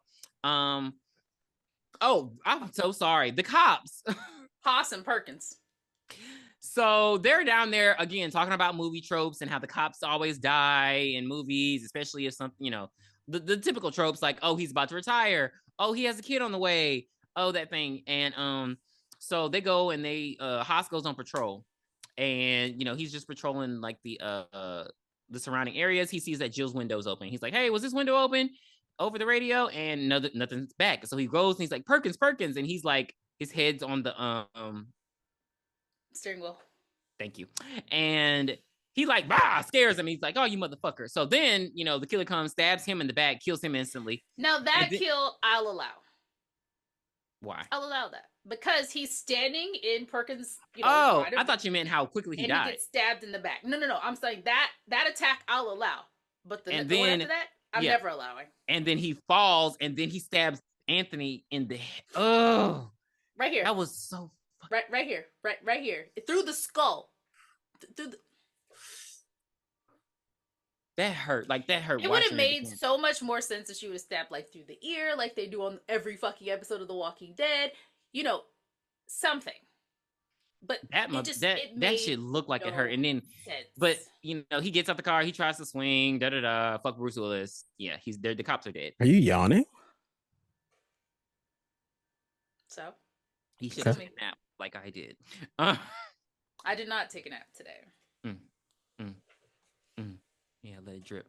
And so, back in the house, Maureen comes to the door because this bitch done went grocery shopping. Kate. I'm sorry. Look, I said Maureen. Kate. She back from the dead. Kate went grocery shopping. She talking about, oh yeah, you know, stress purge. This bitch done bought some fucking honey nut Cheerios, and some crackers. I'm like, what the fuck? Who goes grocery shopping at night like this? Like, what the hell? She's a ingredient mom. I hate her. So she's like, I got another bag in the car. And so the phone rings and it's the killer. And he's taunting Sydney, blah, blah, blah. And so we already knew Jill wasn't there. She's like, Jill, you gonna get that? That girl would have answered that phone. And so the killer's taunting her and Sydney hangs up. She's like, oh, the killer's here. We got to go. And, no, the killer said, turn on the news. Oh, yeah. Turn on the news, you bitch, or I'll kill your entire family. Is that better? Yes. We knew that was pretty good, actually. We knew that Gail got stabbed. And so Sydney runs upstairs and she sees that Jill is not there. She looks on her computer and she like iMessaged. They were not iMessaging. Maybe AIM or some shit. Yeah. But why? When y'all have cell phones? Why? Because remember, Jill couldn't find her phone. So she was like, hey, Kirby, come pick me up. My mom's driving me crazy. Your mom wasn't there. She went grocery shopping. So Sydney don't put two and two together, but she goes downstairs and she's like, Jill's gone. The killer's calling. We got to go. And this is what that pisses me off about Kate. She's like, oh, the cops aren't there. Yeah, they were there when I was there, but then they weren't there when I came out. And I'm like, so you ain't think nothing was suspicious, you dumb bitch. So they go I'm to believe Jill picked up Anthony Anderson. Oh, well, Anthony Anderson was in the car. I'm to believe she picked up Adrian Brody. Yeah. Have you seen Adrian Brody without his shirt on? Anywho, so they go to, I don't know, I thought you watched the OC. So they go to head out. No, I'm not white like you. Jay, you're not gonna defend me? I watched the first season of the OC. I didn't think it was exclusively. Thank you. Racial, whatever. Well, that's because that's who he looks like. He looks like Mac Wilds. From the 90210 reboot. That's exactly who he looks like. Wire? Like we own No, the yes, he is from the Wire. Know that. He wouldn't know that. You know. Oh, maybe Tiffany might be honest. He's a Tommy Hilfiger, not FUBU. Fuck you. You've seen The Wire. No, I haven't. I was gonna watch it, but I didn't want to watch Michael B. Jordan before his veneers. So I wasn't gonna watch. That's hate. That's fucking. He dies in like the third or fourth episode. You're okay. Yeah, of the first season. Yeah, that was like pivotal. He's out of there. Why did y'all tell me that? No, I definitely don't want to watch it. Baby, he snitches. But no, I didn't because I've seen pictures of his teeth before. Baby, no. So no, I didn't want to watch it. You should have. He was bullied like in real life in high school. Michael B. Jordan. That's what he said, but Very sensitive. he's an Aquarius. I have nothing for You him. need Anyway, to watch The Wire. You can skip so season 2. no, I kind of like season 2 actually. This was the season I was just like, I don't know nothing about like, white drugs. I don't know. I'm still sad about the last season with the little boys. Oh, season 4. Jesus. I was y'all so haven't watched I was Mr. Robot, angry. have you? I was I watched Mr. Robot. Was that angry. not the best fucking No, I didn't television watch it. show in the world? Come on now. Was that It's not the criminally best? underrated. I will say that. No. It's not my top 5, but it's up there. Like It's up there. Did he get an Emmy for that? There's no way. I was like, I think the writer did, Sam Esmail or whatever. Because when you get to the ending and you realize what happened to him, I was like, oh my God. Yeah, that was pretty fucking graphic. God. But anyway, so they try to go out the door. They see the wind chimes, the killer right there, baby. So again, if you can throw shit through, because their doors are not exactly, those glass doors aren't exactly durable. So I was very surprised that the killer didn't just come in the fucking house. But they lock the door. They try to go out the front door, and there's the killer again. And then how'd the killer get around there that fast? That's crazy. it was just a side door. It wasn't the back door. It's just a side. All right, whatever. And they had to run. Okay, so they slammed the killer's arm in the door. Mm-hmm. Have you ever slammed your arm? Bitch, I'm down for the count when I stub my toe. Like, this is not realistic. Like, let's keep it real. I dropped something on my foot the other day and thought I was dead. I thought I was going to lose my foot. She's like, Sydney tells Kate to press the door from the bottom. So she slides down. She like gets leverage and like, so they close the door on the killer and then they lock it. And she's like, all right, let's go. And then you hear click. And so the killer, I didn't know they still had these the mail door things for the mailman. I didn't know they still had those. Puppy joint. Yeah, I didn't know they had those. And so the killer stabs her. Puppies? What are you talking about? It's not a doggy door. It's down there. Him downstairs.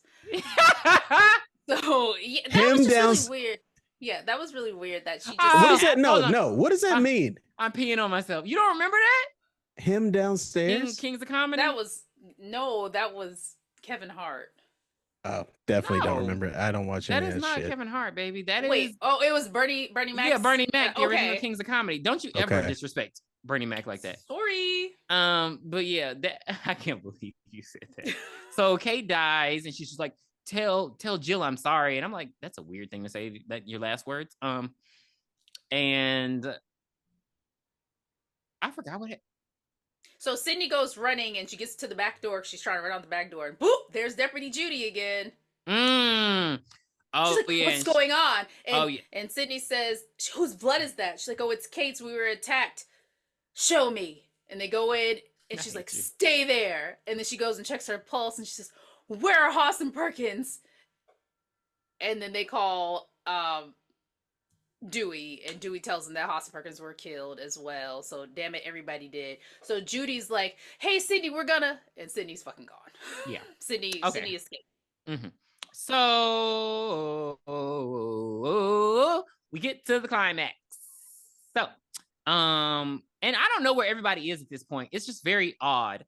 So they're at Kirby's house. Everybody left the Stabathon because of the shooting and Gail getting stabbed. But then they all went back to Kirby's house because they're gonna finish the Stabathon there.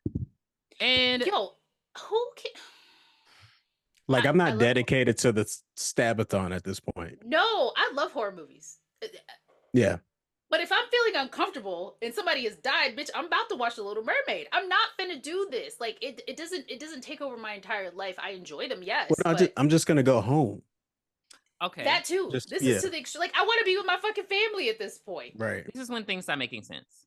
So they're at the house. 100%. So it's Robbie, Charlie, Kirby, and Jill. And then boom, Trevor pops up. And Trevor's like, you invited me, Jill. You texted me. And she's like, what? No, my phone's right here. Wait, I think my phone's in your car, Kirby. And then she runs to Kirby's car to get her phone to prove that she didn't text Trevor to come over. So Jill did have her fucking phone. So when is she losing this phone? She just keeps telling people she doesn't have it, obviously, because she's a fucking killer. I'm just like, what the fuck is happening? And then Charlie and Kirby, they're flirting throughout the whole movie. I don't understand why she didn't fuck him already. But Stop.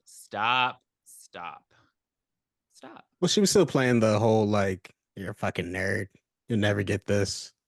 Up until that point. These rich assholes are not fucking nerds. Yo, who decorated that fucking ugly ass house? Why were those walls red like that? That was fucking disgusting. Her parents. That was disgusting. That was disgusting. So they're like, they just turn Stab on and they're like, I don't know, it's weird because like Robbie's getting drunk. I don't know why he's getting, because they think they're gonna get in trouble for hosting the Stab. I'm like, Robbie, get the fuck out of my face. Because no, they think they're gonna get in trouble because at their event, the sheriff's wife got stabbed. Yeah, but that has nothing to do with me. Like the bitch shouldn't have been there. She wasn't invited. They literally did not invite her purposely. So too much shit is going on. Trevor's in there with Charlie and Kirby. And then Robbie goes outside, he's drinking and shit. And he's like, he's live streaming. He's like, oh, Charlie's gonna lose his virginity tonight. Who was he gonna lose his virginity to? Kirby. Because remember, they were in the house, they were like flirting. Oh, I'm sorry. I thought you meant that. Okay, I thought he was talking about himself. I thought Robbie was gonna lose his virginity. I'm like, who the fuck is he gonna lose his virginity to? Not a damn thing. The couch. So, JD Vance. So, so they're flirting. They almost kiss. Trevor pops up again because he went looking for Jill. But then he's like, "Oh, did I interrupt?" Fucking Trevor's character was pissing me off throughout this whole movie because I just couldn't understand what his deal was. Like he was in places doing things, but he just didn't have a big enough role for us to care about him. Like he was I feel like we should have saw a scene with him being questioned for Ginny and Marnie's death as well because since he was diddled hurt. Yeah. Correct. He was just there in places like he was at the Stabathon flirting with two girls, but he was just never there consistently. Like, so I for him, that's how I knew his red herring was bullshit because it was like, yeah, because Jill kept inviting him to these places. Yeah, we saw him less than we saw Billy. We saw him less than we saw Randy. Like he just wasn't around. Mm-hmm. And so yeah, because he interrupts the kiss between Kirby and Charlie walks off. He's pissed. He's like, fuck it, you interrupted. What a loser. Charlie ain't got no games. I'm like, bitch, gone. Like, what are you doing? Or it would have been like, hey, Kirby, come with me. That's why I knew it wasn't real. He's a high school kid. He's playing fake shy, I guess. He ain't got no, what do they say? He ain't got no riz. And he's so fucking pretty. I don't understand. But, okay, stop. I don't think he's ugly whatsoever, but you are making him out to be like a lot. This entire episode. And I just don't see it, Buki. I don't know how to describe it. He has like, I don't know, like bone structure, long hair, pretty blue eyes. I don't know what you want from me. Okay, I guess, you know what? A preference is a preference. Google him, and everyone's going to say he's the prettiest Culkin brother. A preference is a preference. We'll Anywho, he's, okay. Enjoy your preference. That's not my preference. He's not black. So well, you could have fucking fooled me.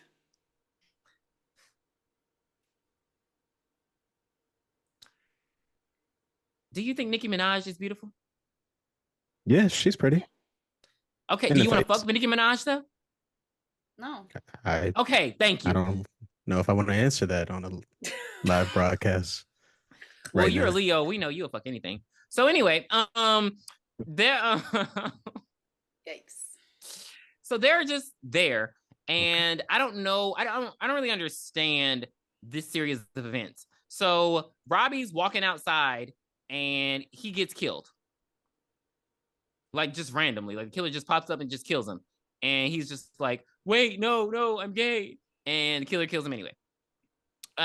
Then Sydney pops up. Okay, so the door. Okay, so Jill comes downstairs. I thought she was going to the car, but she comes from downstairs. She's like, I couldn't find she's like, I checked my phone and I did not send him that text. And she's like, where's Trevor? And she's like, Trevor went upstairs looking for you.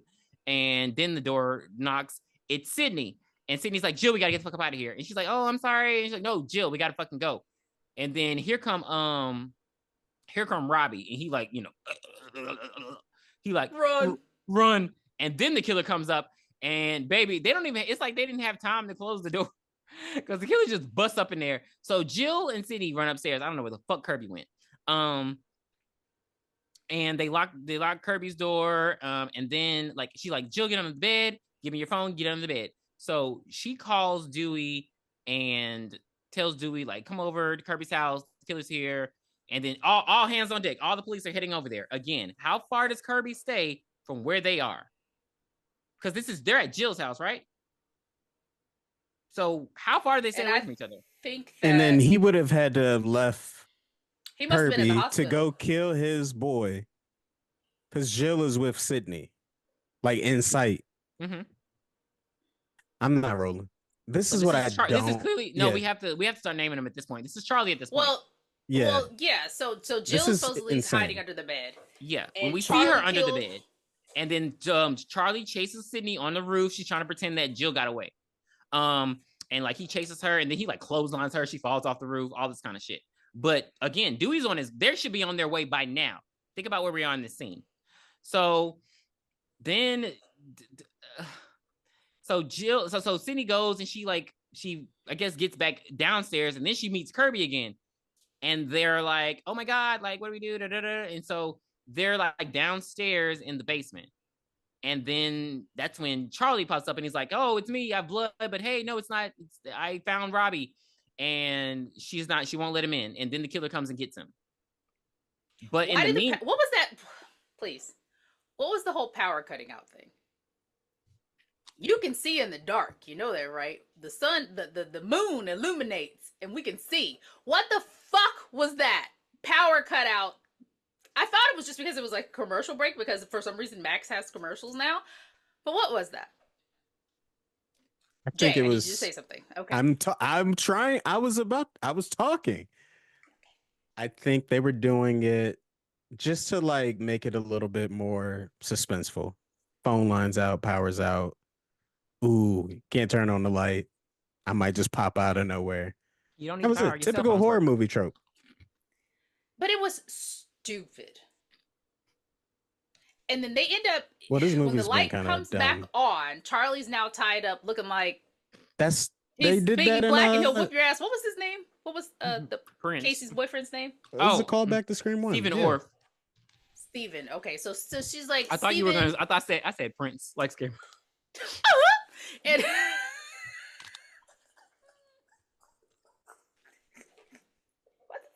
wait, why did you just run off and get fucking grapes or something? What are you doing? Funyuns. Yuck. You're disgusting. Fucking despicable. Palate cleanser. You need one. So, yeah, from all that peanut butter. So the power cuts out, like it cuts back on, and Charlie's peanut tied butter up. And toasted strudel. And Funyuns. Jay. So Charlie is tied up. Well, he's duct taped to a chair, and his mouth is taped, and he's like, get me out of here. And the phone rings. So, Kirby answers the phone, and he's like, it's time for trivia. And she's like, oh my God. Like, I'm hanging up the phone. At this point. I'm hanging up the phone. I'm not doing this. Yeah. So she's like, don't open that door. Jill.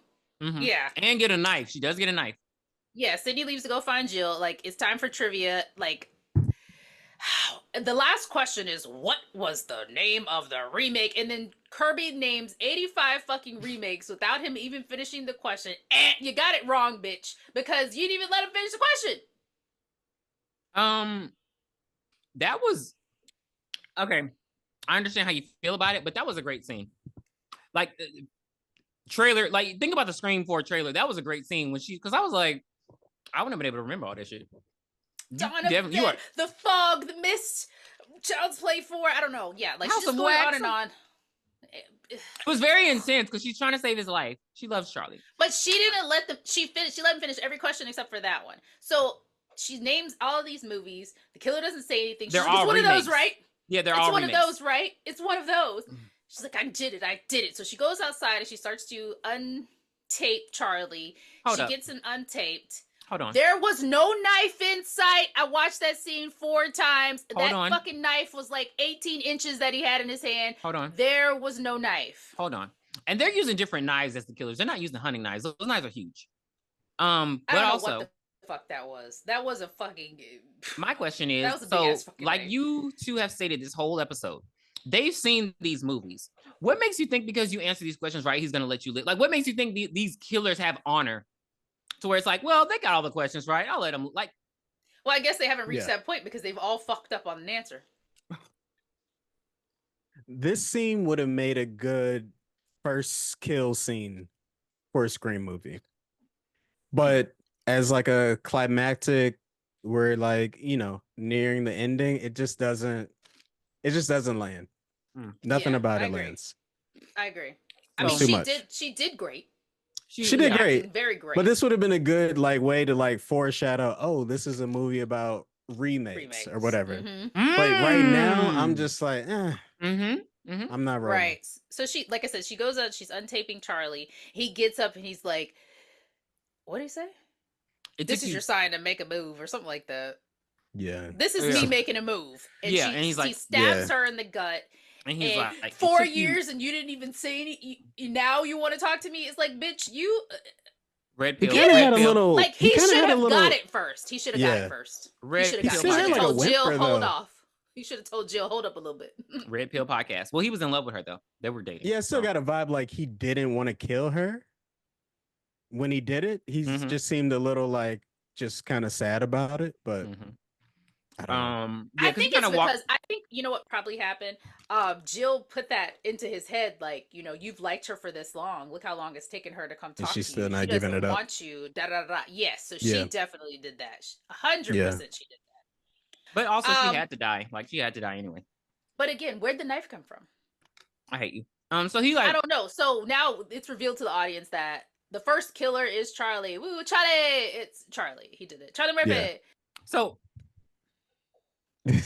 So Sydney's running around the house and then she runs into Charlie and he's like, oh yeah, bitch, I'm the killer, blah blah blah. And so I feel like he slams her up against the wall. Yeah. And then she like but she hits him though. She like beats him up. She beats his ass. Because he can't fight unless he's the killer. What happened to the knife that she had? Did it get knocked out of her hand? I don't even fucking remember. Sydney be pissing me off. I really don't remember. Go. I know she grabbed it, but I don't remember what happened to the knife. So then after she gets knocked out by the 5'6" killer, the 5'2" killer comes in. She's like, she tries to run. Books? Yeah, she's like literally tries to run from the killer, and then he just stabs her in the stomach. And so she's just like, oh, there's two killers.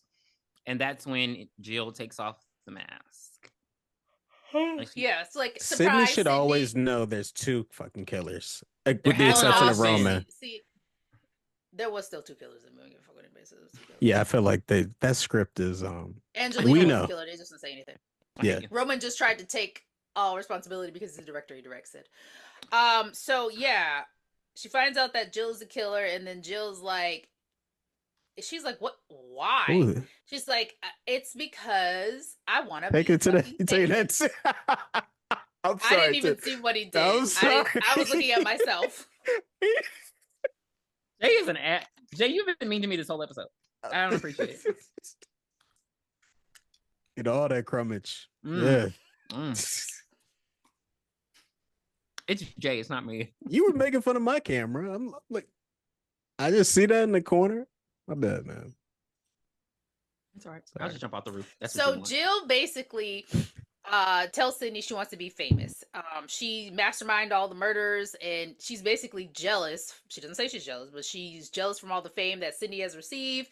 And she tells her that, people get famous for absolutely nothing nowadays. You just have to be a victim. And I'm like, maybe then, but now it's just for nothing. Mm-hmm. Yeah. Yeah. Like, what are we talking about? What the fuck? Literally, I can quit my job now. Yeah, I feel like the viral wasn't a thing back then. Dick. Yeah, viral wasn't a thing, but it's like, I don't know. Oh. What? No, I said like the hawk to girl. Oh. Like, how long is it supposed to last, bitch? She has like a full-on agency now. Like, it's crazy. Again, you don't have to do anything. But granted, if a black girl would have said that, oh baby, oh yeah, you would have been slut shamed. Yeah, But yeah, so she wants to be her. She wants to be Sydney. She wants to be her. She wants to be her, and they want Charlie to be Randy. But Randy died, baby. Mhm. I don't know why he thought that if this bitch killed her own mother to be just like Sydney, how did he not think that she was gonna kill him? Yeah. That she definitely she put that thing on him. That pillow talk, Right, baby. So they pull got out him. Trevor, and they're basically Trevor is gonna be the Billy Loomis. They done beat his ass, tied him up already, and Trevor he's like, oh, I'm sorry. So apparently, yeah. So she shoots him in the dick and then shoots him in the head, and I'm like, how like does this, somebody's gonna do that? That's like, not how gonna does this make sense. sense? Like, you know what I mean? This Like was that seems obviously like a out of personal anger. kill. Yeah. Correct. So I couldn't understand. I didn't understand how they were going to explain how all this shit went down because it didn't make sense. Like, so you shot him, and then from the angle, they're gonna know the angle of trajectory. Yeah, when they how do he was the shot. He was literally laying there, forensics. not doing anything. Yeah. The Well, blood to be spatter fair, is gonna tell you that his arms were crossed. to be fair, Baby maybe with the CSI dick, was out by then. maybe with the dick, but with the head, I mean, Sydney shot Billy while he was laying down too in the head. But it's the blood spatter that I I'm thought talking he stood about. up though. No, he sat up. No, he He sat up. Yeah, he sat Yeah. up. Like, yeah. But the blood spatter is it explains the whole. I was a big CSI fan. My goodness. Oh, the first season, the first entity of CSI. That was my shit. But yeah, I there's love no that. Yeah. way. There's no way. Some But like I CBS said, type Randy shit. died. So these fucking idiots. Not Randy died. Trevor died. Yeah, so Trevor died. So Charlie's like, all right, baby, right in the shoulder. Right in the shoulder. Just like Stu and Billy, right in the shoulder. And Jill's like, aha, in the heart. He's like, wait, what are you doing? She's like, everybody loves a solo survivor, baby. Like that's not how it happened, Jill. Like I understand but that's not how it happened. And at this point in the movie, now we got to just make a call back to comedian, actor Brandon Collins, guest of the Booshakalaka podcast, Medium Popcorn, all of that shit. He straight up said she just came across a little hokey, just a little. She turned into Gallagher. She was doing a whole lot. This was the best part of the movie. Like this was the I best loved it. I loved it. Oh yeah, I'm sorry. She stabs. She kills Charlie. She stabs Sydney. And then she's like, okay, let me put the plan into action again.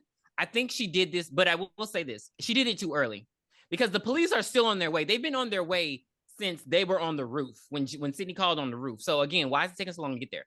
But so she just starts. What does she do first? She scratches her face. She uses Trevor's hand to scratch her face and pull out her hair.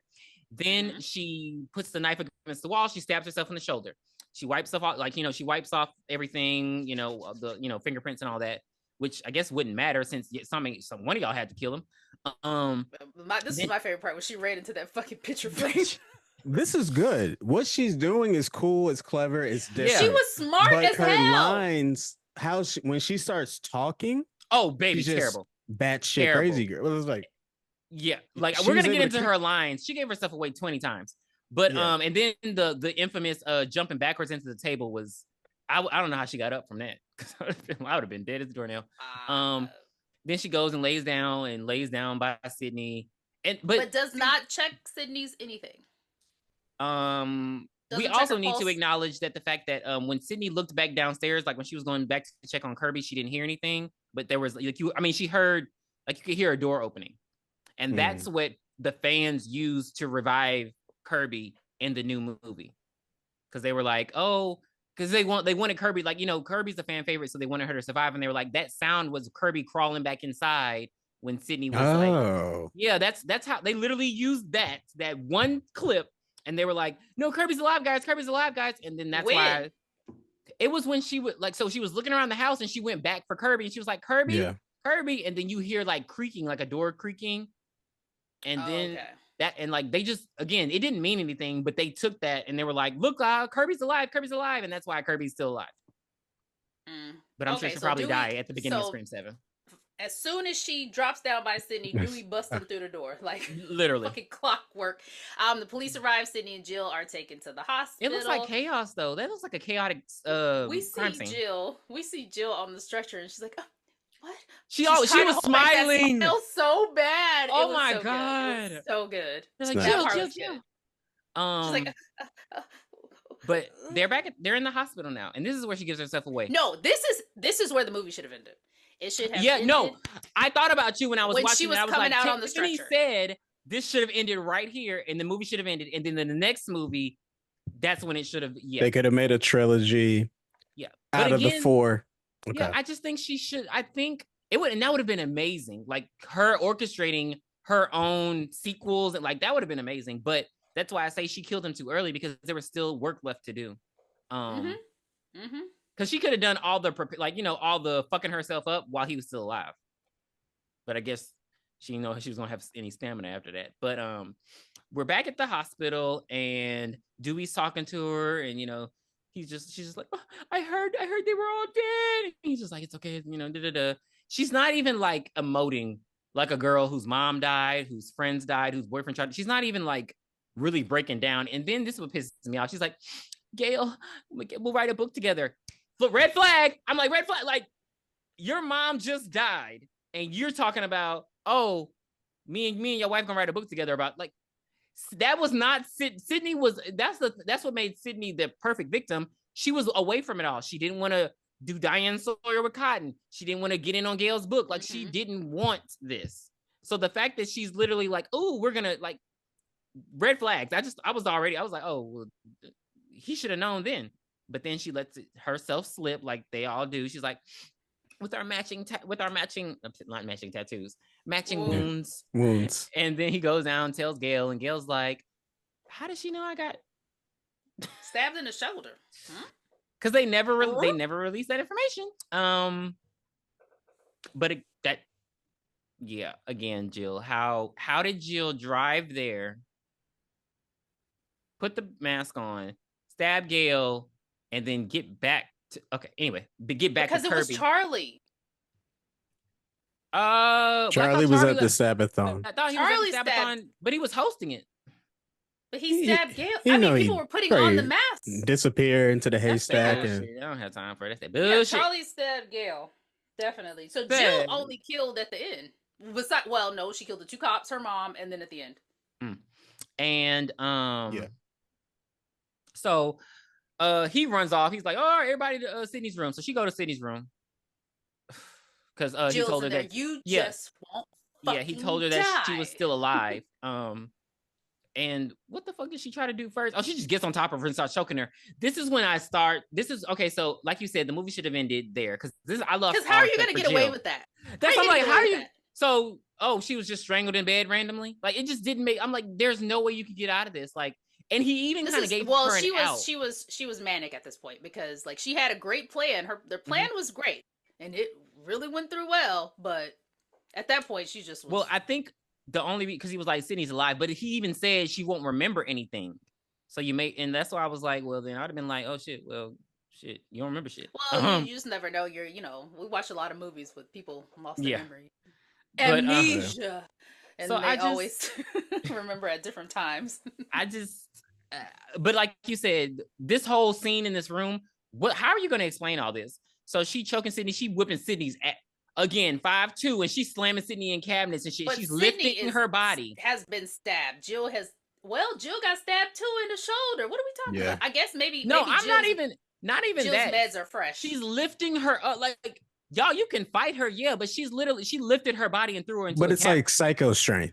Oh, she's just so that adrenaline of just insanity or whatever. It was very painful because she was really fucking them stitches up, like and so Dewey, she started to bleed again and everything. Yeah, Dewey comes in, she grabs the bedpan, she beats the fuck out of him with that bedpan. I thought she was gonna kill him, and she should have.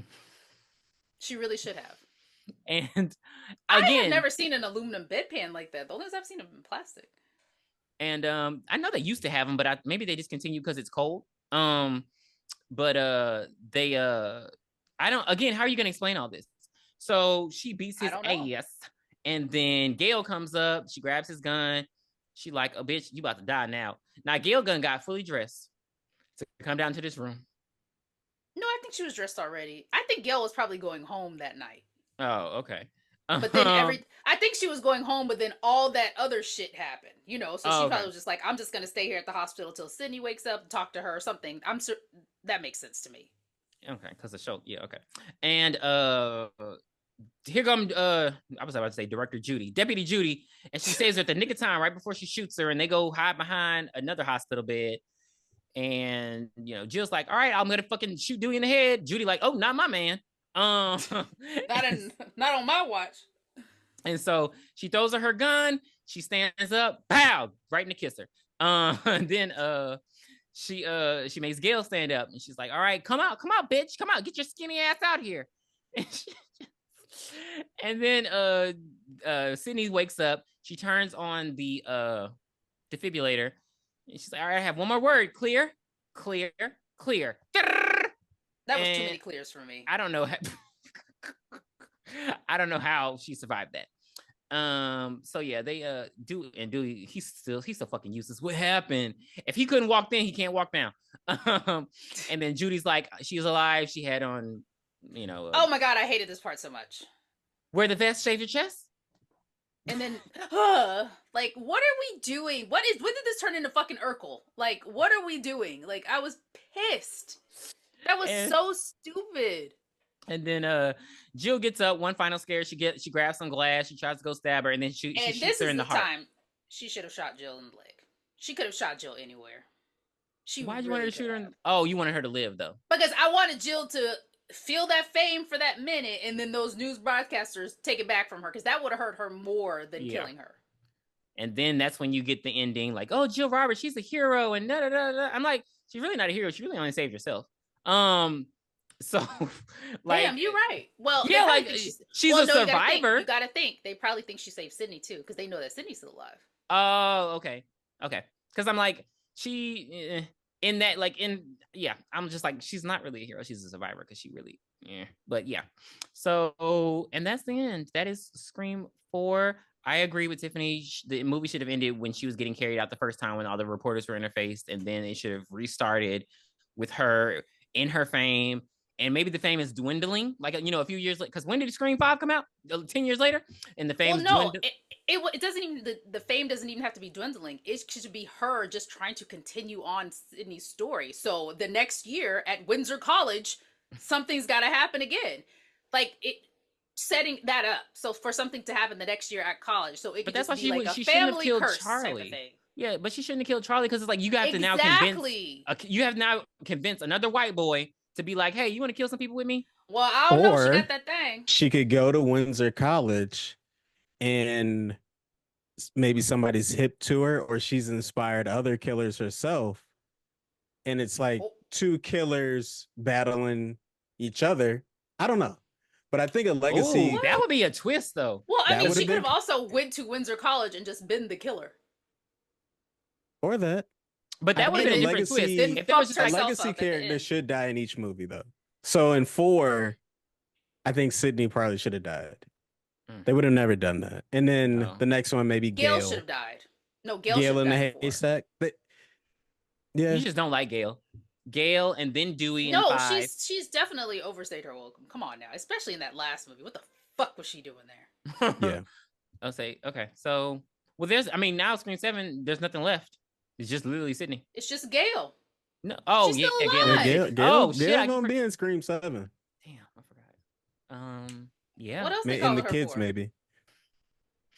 Yeah, Kincaid gonna have to die. Something like Apparently, there's some news that he might not be in Scream 7. Just find another white man. That'll be fine. Right. Okay. Well, Patrick Dempsey. Okay. He ain't got shit to do, and he ain't on Grays no more. And he's clearly, if he can do Thanksgiving, he can do. Well, Scream no, 7. he's doing a Dexter prequel. Oh. No. So he's doing something else. So he is signed up for something. So. But movies don't take that long, though. Right, especially, like, he doesn't have to be in so many scenes. He can just be in a couple. Like, he could be at work, gone, for something, and then he just comes in for the climax of the movie. If you can do Thanksgiving, you can do Scream. Okay. Yeah. Come on now. Let's not do this. All right, so that was the end of Scream 4. Come on, be nice. I'm gonna give it a 5. I still like when Jill was fucking herself up. That was the best part of the entire movie for me, because she did some damage, and she was smart till she wasn't smart. But this movie, like I said, again, should have ended right when she was being wheeled off. They could have even ended it in the hospital where Dewey said, you know, Sydney's still alive. They could have just cut to black right there. That would have been perfect. Like, because then it's like, woo, what is she gonna do next? But we didn't need the bedpan and Judy and fucking get your skinny ass over here. We didn't need any of that shit. So 5. Is Dewey Judy's son's father? Do it for Wes.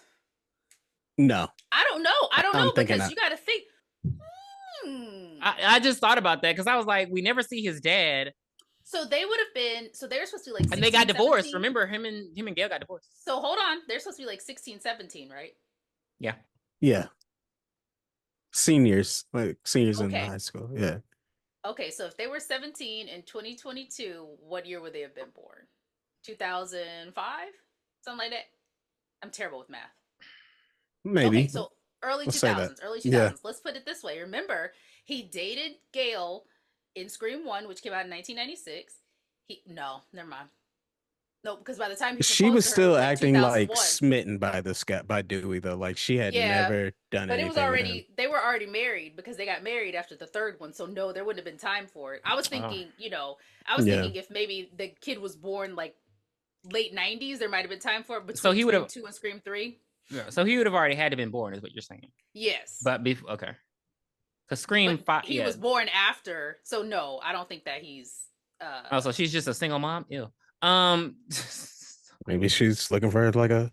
No, I'm just saying because like a father figure for her son. Yeah, I don't like that. That makes it worse. That's ill. Because, but oh, damn you, Judy. So okay, I was trying to give it. Your limerick squares taste like ass. What's your score? I'm gonna give it an 8. Whoa, come on, bro. Out of 80. I'm gonna give it an 8. We got to think about it. I mean, we've done 1 through 3. I think that's the highest score I've given any of them. An 8. What the? No, I think you gave an 8 to Scream 2. Oh, I think you gave the first one a really high score. I don't remember, but I'm gonna give it an 8. I really liked it. I thought it was very fresh. I liked it way more than Scream 5. I hated Scream 5. I love Scream 5. Oh, so you coming back? It's a better movie. I'm gonna go ahead and say this is a 6.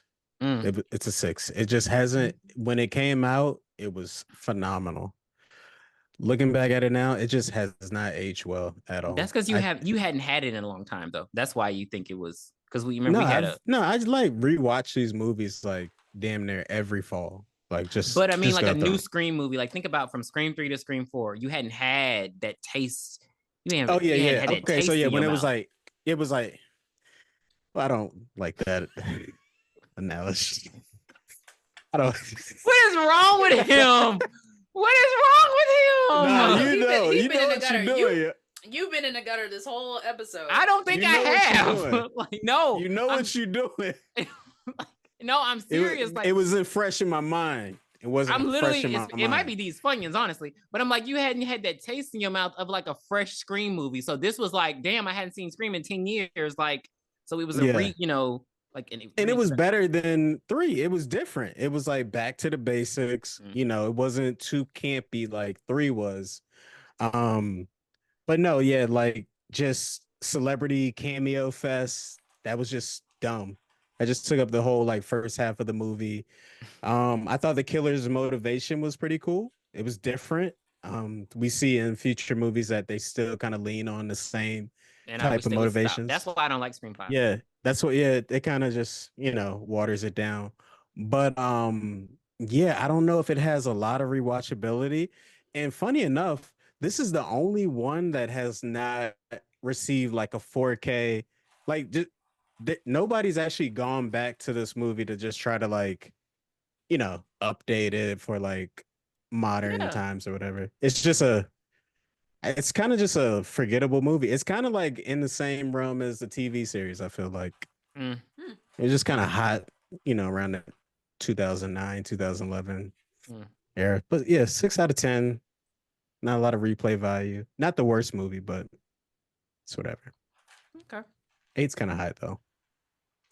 It's kind of high. Just a smidge, just a skosh. Yeah. Was this Wes Craven's last movie? I think so. Wow. Okay. I think so. Well, no, because he died before Scream 5, right? Yeah. Okay. Yeah. That's why I said for Wes. Mm. I thought that was Judy's. What's her son's name? I thought it was. Well, oh, it was Wes. It was Wes. He was named that. Oh, okay. That's why. That's I thought why you they said named it. him that.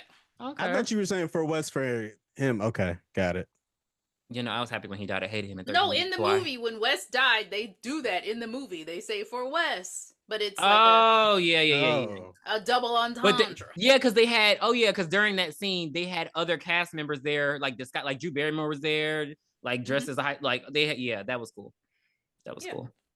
I was happy when he died. Did y'all watch the movie? Scream 5? I cannot. I hated that movie because I thought that Scream 5 was money, except one thing. I just didn't like one thing. I liked the new characters. I did not like the motivation because it was the same fucking thing. Please don't say Dewey dying. Dewey dying. Yeah, that was hurtful. That was hurtful. It just didn't. It didn't impact the story whatsoever. It just didn't make sense. They just did it just to do it. Yeah, it was just like, ooh, but unless they were just gonna keep killing legacy characters throughout the rest of the series. It would have been fine if they killed Gil in 6, then you'd have been like, okay, fine, I see. Yeah, if they would have killed her in her penthouse, I'm like, okay, I'm rolling. And then save Sydney if she were to come back, and I just don't think she likes these people, this crew or the new kids anyway. But if they would have just kind of like did one final send off, I think it would have been cool. But no, yeah, him dying in because he kind of had like the trope for like in the Scream fandom, like he can't die. He can get like brutally like attacked and like have like severe injuries and stuff, but which is why they always come back. Yeah, he should have died in Scream 2. Well, I just see no, because he should have died in Scream 2. He was still recovering damn near in Scream 2, and he got like slit up even worse. Why was he even there? Because remember he came to town because he heard about the murder. So he news. Yeah. He's a glutton for punishment. He had to protect Sydney. Like, you have to think, and I like, there's a lot of, because his sister died, and that was her best friend. So it's just kind of, I think, that he was like a big brother. Yeah, they all need to go to therapy, but that's Sydney got a daddy. Her daddy wasn't there. He ain't never around. Her, he always traveling on business. There to take me to the fair. It seems he doesn't care. I hate you so fucking much. You're a bastard. That's some bastard ass shit. But I love the new characters. It's just like that motivation was 4-4. The same thing. It was literally the motivation was the reboots are lame, so we want to like the requel. It's just fucking ugh. It was stupid. It should have been something more in line with the killers of the family members of the killer. I don't know. It just the way they marketed. I guess their motivation is somewhat different. They didn't want to be famous. They weren't family members. That I appreciated that. Every other movie has some kind of family involvement. Some kind of family involvement. No, that's true. That's true. Okay. So they were the only ones. Well, they kind of flipped it to killer lineage, though. It's still familial in a sense. Yeah, because after 5 was the only one, and then 6, it's 6 was family. It was like it's literally a whole family. Oh yeah, it was. Yeah, it's always like a family something. Yeah, so I'm saying it wasn't like that in 5. No, it was we didn't know about Sam or whatever. But Sam wasn't the killer. She kind of had that that thing going on. Something wrong with her. Something wrong with Sam. Because something's wrong with Sam. Clearly, I think they were building up for revenge. She was the victim. Yeah. Yes, you're right. But I think what they were trying to get at is that they were going to build up to Sam being like a killer by like Scream 7. Even in like Scream 6, she's having those like visions, those carnal thoughts and shit. But I think that was what I didn't like the most was the fucking. You didn't like Skeet Ulrich's CGI. That aged ass. Oh no. That will do for Scream 4. Please be sure to come back next week when we review a very new movie. This is the first of its kind. We are going to the movies. So we will be reviewing M. Night Shyamalan's Trapped. I don't know how we're gonna keep notes watching it I in the don't dark either. theater. This is gonna be straight from memory. Look, just get a piece of paper and just write like that. And then we just be like that. There's not gonna be a Wikipedia, nothing. Oh my god. Thanks, Jay, for joining us. Thanks, Pierre. It's always a pleasure, Jay. You are incredible. Thank you for having me. Sorry for any disruptions I might have had today. The embarrassment I might have caused. That jump scare. You were the scream. Yes. Don't worry, I'll screenshot it and send it to you. If you like to see Jay Moore, send tit pics. Bye. Don't send tit pics. I don't want to see tits. Thank you. Where did you hide it, Dan?